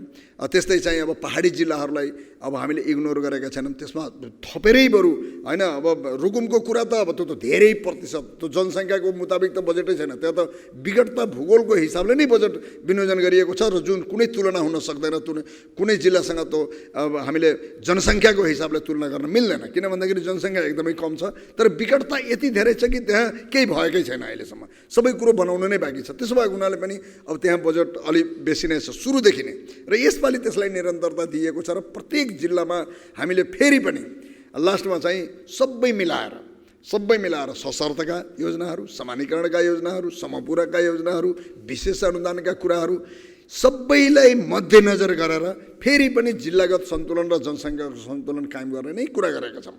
म तपाईँहरूलाई जानकारी गराऊँ, सङ्घीय सशर्तको माध्यमबाट कहिलेकाहीँ के हुँदो रहेछ भने, अब एउटा उदाहरण लिउँ न, अब खानेपानी अब मन्त्री सङ्घीय सशर्तको चाहिँ अब प्युठानको हुनुहुन्थ्यो, उहाँले प्युठानमा अलिकता बेसी सङ्घीय बजेट सशर्तका बजेट हालिदिनु भयो। इत्फाकले ग्रामीण तथा शहरी विकास मन्त्री प्रदेशको पनि प्युठानबाटै भइहाल्नु भयो। अब यो खानेपानीमा हेर्दाखेरि त्यो हाम्रो कारणले होइन, यो प्रदेशको खानेपानीको बजेटको कारणले होइन कि केन्द्रीय बजेटको कारणले अब स्वाभाविक रूपमा प्युठानमा अलिकता बढी देखिएको होला होइन। तर पनि त्यसलाई हामीले सन्तुलन अझ पनि जहाँ सङ्घीय बजेट सशर्तका धेरै छन्, समानीकरणको बजेट घटाएर अन्यत्र जिल्लामा खुदै हामीले सारेका छौँ। जस्तै अब टोपबहादुर रायमाझी अब त्यति बेला सिँचाइ मन्त्री सङ्घबाट उहाँ हुनुहुन्थ्यो र उहाँले चाहिँ अलिक बेसी रूपमा चाहिँ अब सशर्त सिँचाइका सशर्त यति धेरै राखिदिनु भयो कि समानीकरणको बजेट र सशर्तको बजेटलाई सन्तुलन ल्याउनको लागि अर्घाखाँचीको समानीकरणको बजेट नै त्यहाँबाट घटाएर अन्ततिर सार्नुपर्ने परिस्थिति सिर्जना भयो। हामीले त्यतिसम्म पनि हेक्का राखेका छौँ। त्यसो भएको हुनाले मैले दावाका साथ मैले के भन्न चाहन्छु भने यो सामाजिक न्यायको सिद्धान्तलाई हामीले सुरुदेखि नै पालना गर्दै आएका छौँ र यसपालि पनि पालना भएको छ र पछिका दिनमा प्रदेश सरकारले अब पालना गर्दै जानेछ। त्यसो भएको हुनाले यसमा चाहिँ मन्त्रीलाई हेरेर मन्त्रीको जिल्लामा त्यसरी बजेट परेको होइन भन्ने कुरा म जानकारी गराउन चाहन्छु। अब जहाँसम्म रह्यो अब कृषि उद्योग वन र यो राजधानीको सवालमा अब तपाईँहरूले पढि नै सक्नु भएको छ। त्यसो भएको हुनाले मैले यसमा त्यति व्यापक मैले चर्चा गरिनँ, तर स्वाभाविक रूपमा यसपालि अघि मान्य विष्णुपन्थीले चर्चा गरि नै सक्नुभयो कि हामीले पहिला 109वटा पालिकामा जम्मा जम्मी 109वटा अधिकृत मात्रै दिएका थियौँ। यसपालि 983वटा सुबा सरहको प्राविधिक कृषि प्राविधिक चाहिँ अहिले प्रत्येक वडामा दिने काम गऱ्यौँ। यसका दुईवटा उद्देश्य छ। एउटा उद्देश्य त के हो भन्दाखेरि कृषकको पहुँचमा प्राविधिक पुर्याउने, अर्को प्रदेश सरकारको तर्फबाट जति पनि कृषिसँग सम्बन्धित जति अनुदानहरू जान्छ त्यसलाई चाहिँ नियमन गर्ने र त्यसको चाहिँ अब भनौँ न ठिक ढङ्गले अब जनताको हातमा पुग्छ कि पुग्दैन भन्ने कुराको निगरानी गर्नको लागि हामीले प्रत्येक वडा तहमा चाहिँ प्रदेश सरकारको तर्फबाट चाहिँ अब प्राविधिक राख्ने काम गरेका छौँ र जुन चाहिँ ऐतिहासिक काम भएको छ र जसमा चाहिँ अलिक ठुलो रकम 33 करोड रुपियाँ त एउटा भनौँ न एउटा सेक्टरमा मात्रै अब खर्च हुन पुगेको छ। यद्यपि यसको प्रतिफल राम्रो हुन्छ भन्ने हामीले विश्वास लिएका छौँ। अब त्यस्तै उद्योग वन वाणिज्यको क्षेत्रमा हामीले कागज कारखाना स्थापना गर्ने भनेर यसपालि अब कार्यान्वयन गर्ने गरी नै हामीले बजेट राखेका छौँ। यो पनि मलाई लाग्छ अब एउटा त अब त्यसमा रोजगारीको अवस्था सिर्जना हुने र अर्को चाहिँ कच्चा पदार्थ हाम्रो प्रदेशमा भएको चिजलाई चाहिँ उपयोग गर्ने कुराहरू हुनसक्छ भन्ने हिसाबले गरेका छौँ। त्यस्तै अब देउखुरी उपत्यका राजधानी व्यवस्थापनको लागि विशेष कार्यक्रम भनेर हामीले राखेका छौँ र अरू धेरै कुराहरू। अब मैले अब यसमा धेरै चर्चा नगरौँ, अब मान्यज्यूहरूले जति यो खास गरेर सामान्य छलफलमा जे कुरो उठाउनु भयो मैले मोटामोटी रूपमा यसको उत्तर दिएँ र मलाई लाग्छ, म विश्वास गर्छु कि अब यो अब जुन एउटा सेक्टरल वाइज जुन छलफल हुन्छ अब यसमा व्यापक रूपमा मन्त्रालयको हिसाबले अब मान्यज्यूहरूले बुदाको रूपमा अब प्रश्नहरू पक्कै पनि उठाउनु हुनेछ र त्यसको चाहिँ सेक्टर वाइज मिनिस्टरहरूले भनौँ न हाम्रो मान्य मन्त्रीज्यूहरूले त्यसको जवाब दिनुहुनेछ र लास्टमा अन्तिममा चाहिँ अब अर्थ मन्त्रालयको तर्फबाट हामीले फेरि पनि अब जवाब दिनु पर्ने होला। अब त्यति बेला बाँकी कुराहरू राख्ने गरी अब आज उठेका प्रश्नहरूको उत्तर मैले यही नै समापन गर्छु। धन्यवाद।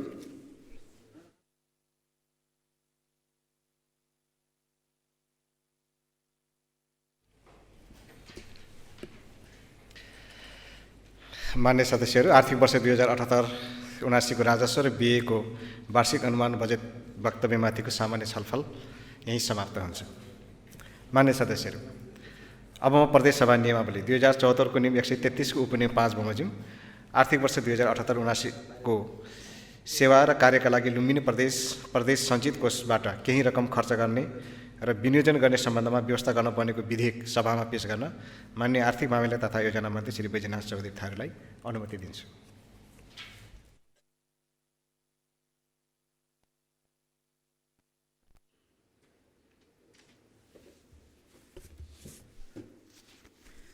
मान्य सभामुख महोदय, प्रदेश सभा नियमावली 2074 को नियम 133 को उपनियम 5 बमोजिम आर्थिक वर्ष 2078-79 को सेवा र कार्यका लागि लुम्बिनी प्रदेश सञ्चित कोषबाट केही रकम खर्च गर्ने र विनियोजन गर्ने सम्बन्धमा व्यवस्था गर्न बनेको विधेयक सभा समक्ष पेश गर्छु। धन्यवाद।